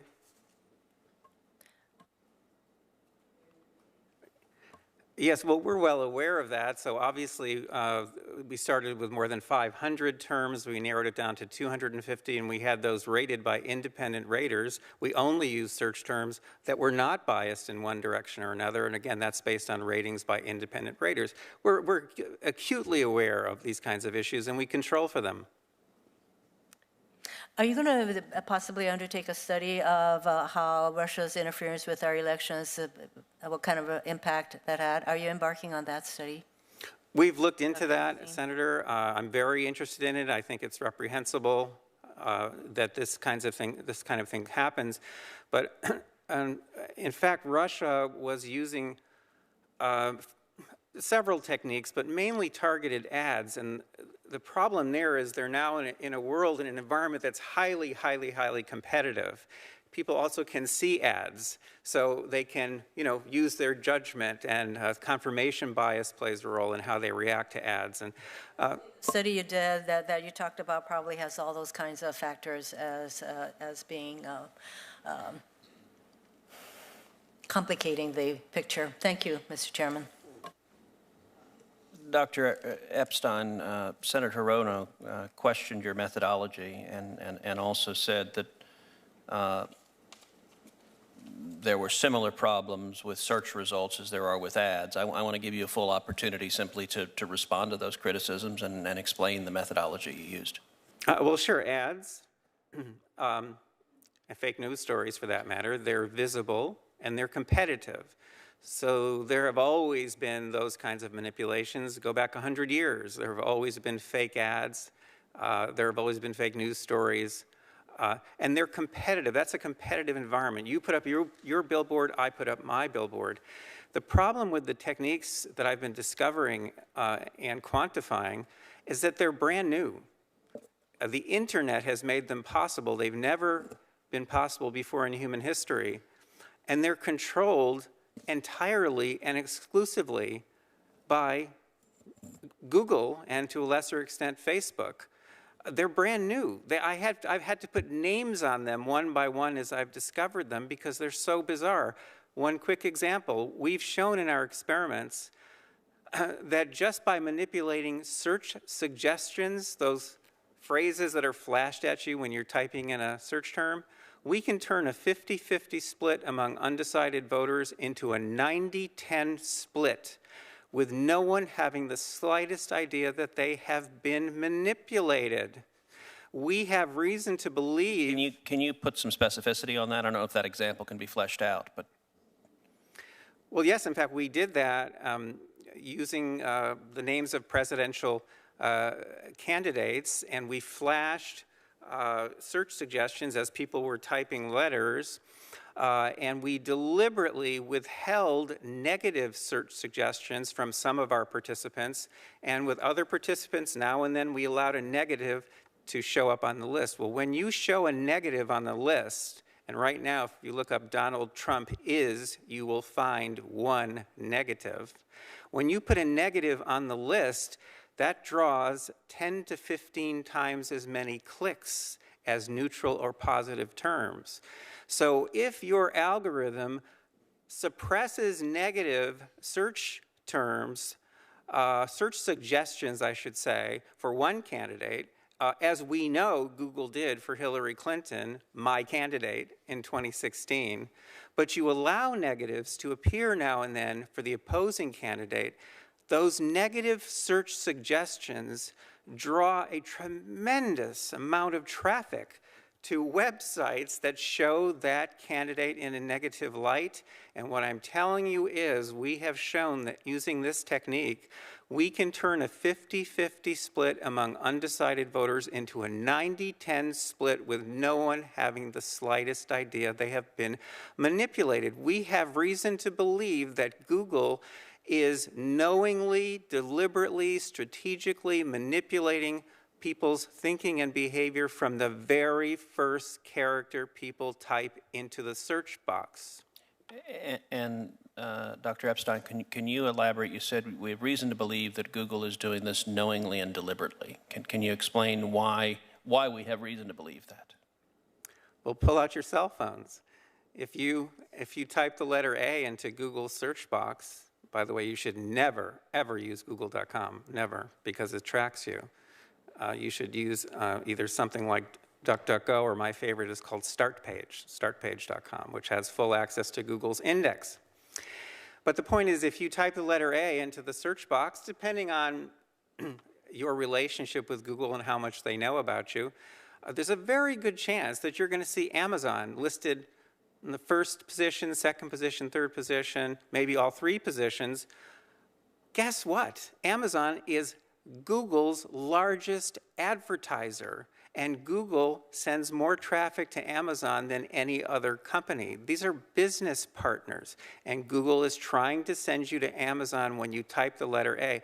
Type in the letter G. Okay, for what it's worth, I just typed A. I got Amazon, Area 51 raid, and Amazon Prime. So those are the three Google suggestions, two of which are Amazon. Wow, that's actually something, because I'm assuming you don't block them in any way, so they know all about you, and they're still trying to send you to Amazon and Amazon Prime. But type in the letter G and you'll get something different. If you type in the letter G, there's a good chance you're going to get a list of Google products. They're trying to send you to Google. And the lesson here for all of us is, if you start a company, make sure the name of it does not begin with the letter G. Thank you very much. Thank you to each of you for very illuminating testimony. I appreciate your being here. I want to thank all the witnesses who testified before the subcommittee. We will be keeping the hearing record open for an additional 2 weeks, which means the record will be closed at the end of the business day on Tuesday, July 30th, 2019. Senators may submit follow-up questions to witnesses by that date, and if there are follow-up questions, the witnesses are asked to respond as soon as possible in writing. And with that, this hearing was not sponsored by the letter G, and this hearing is adjourned.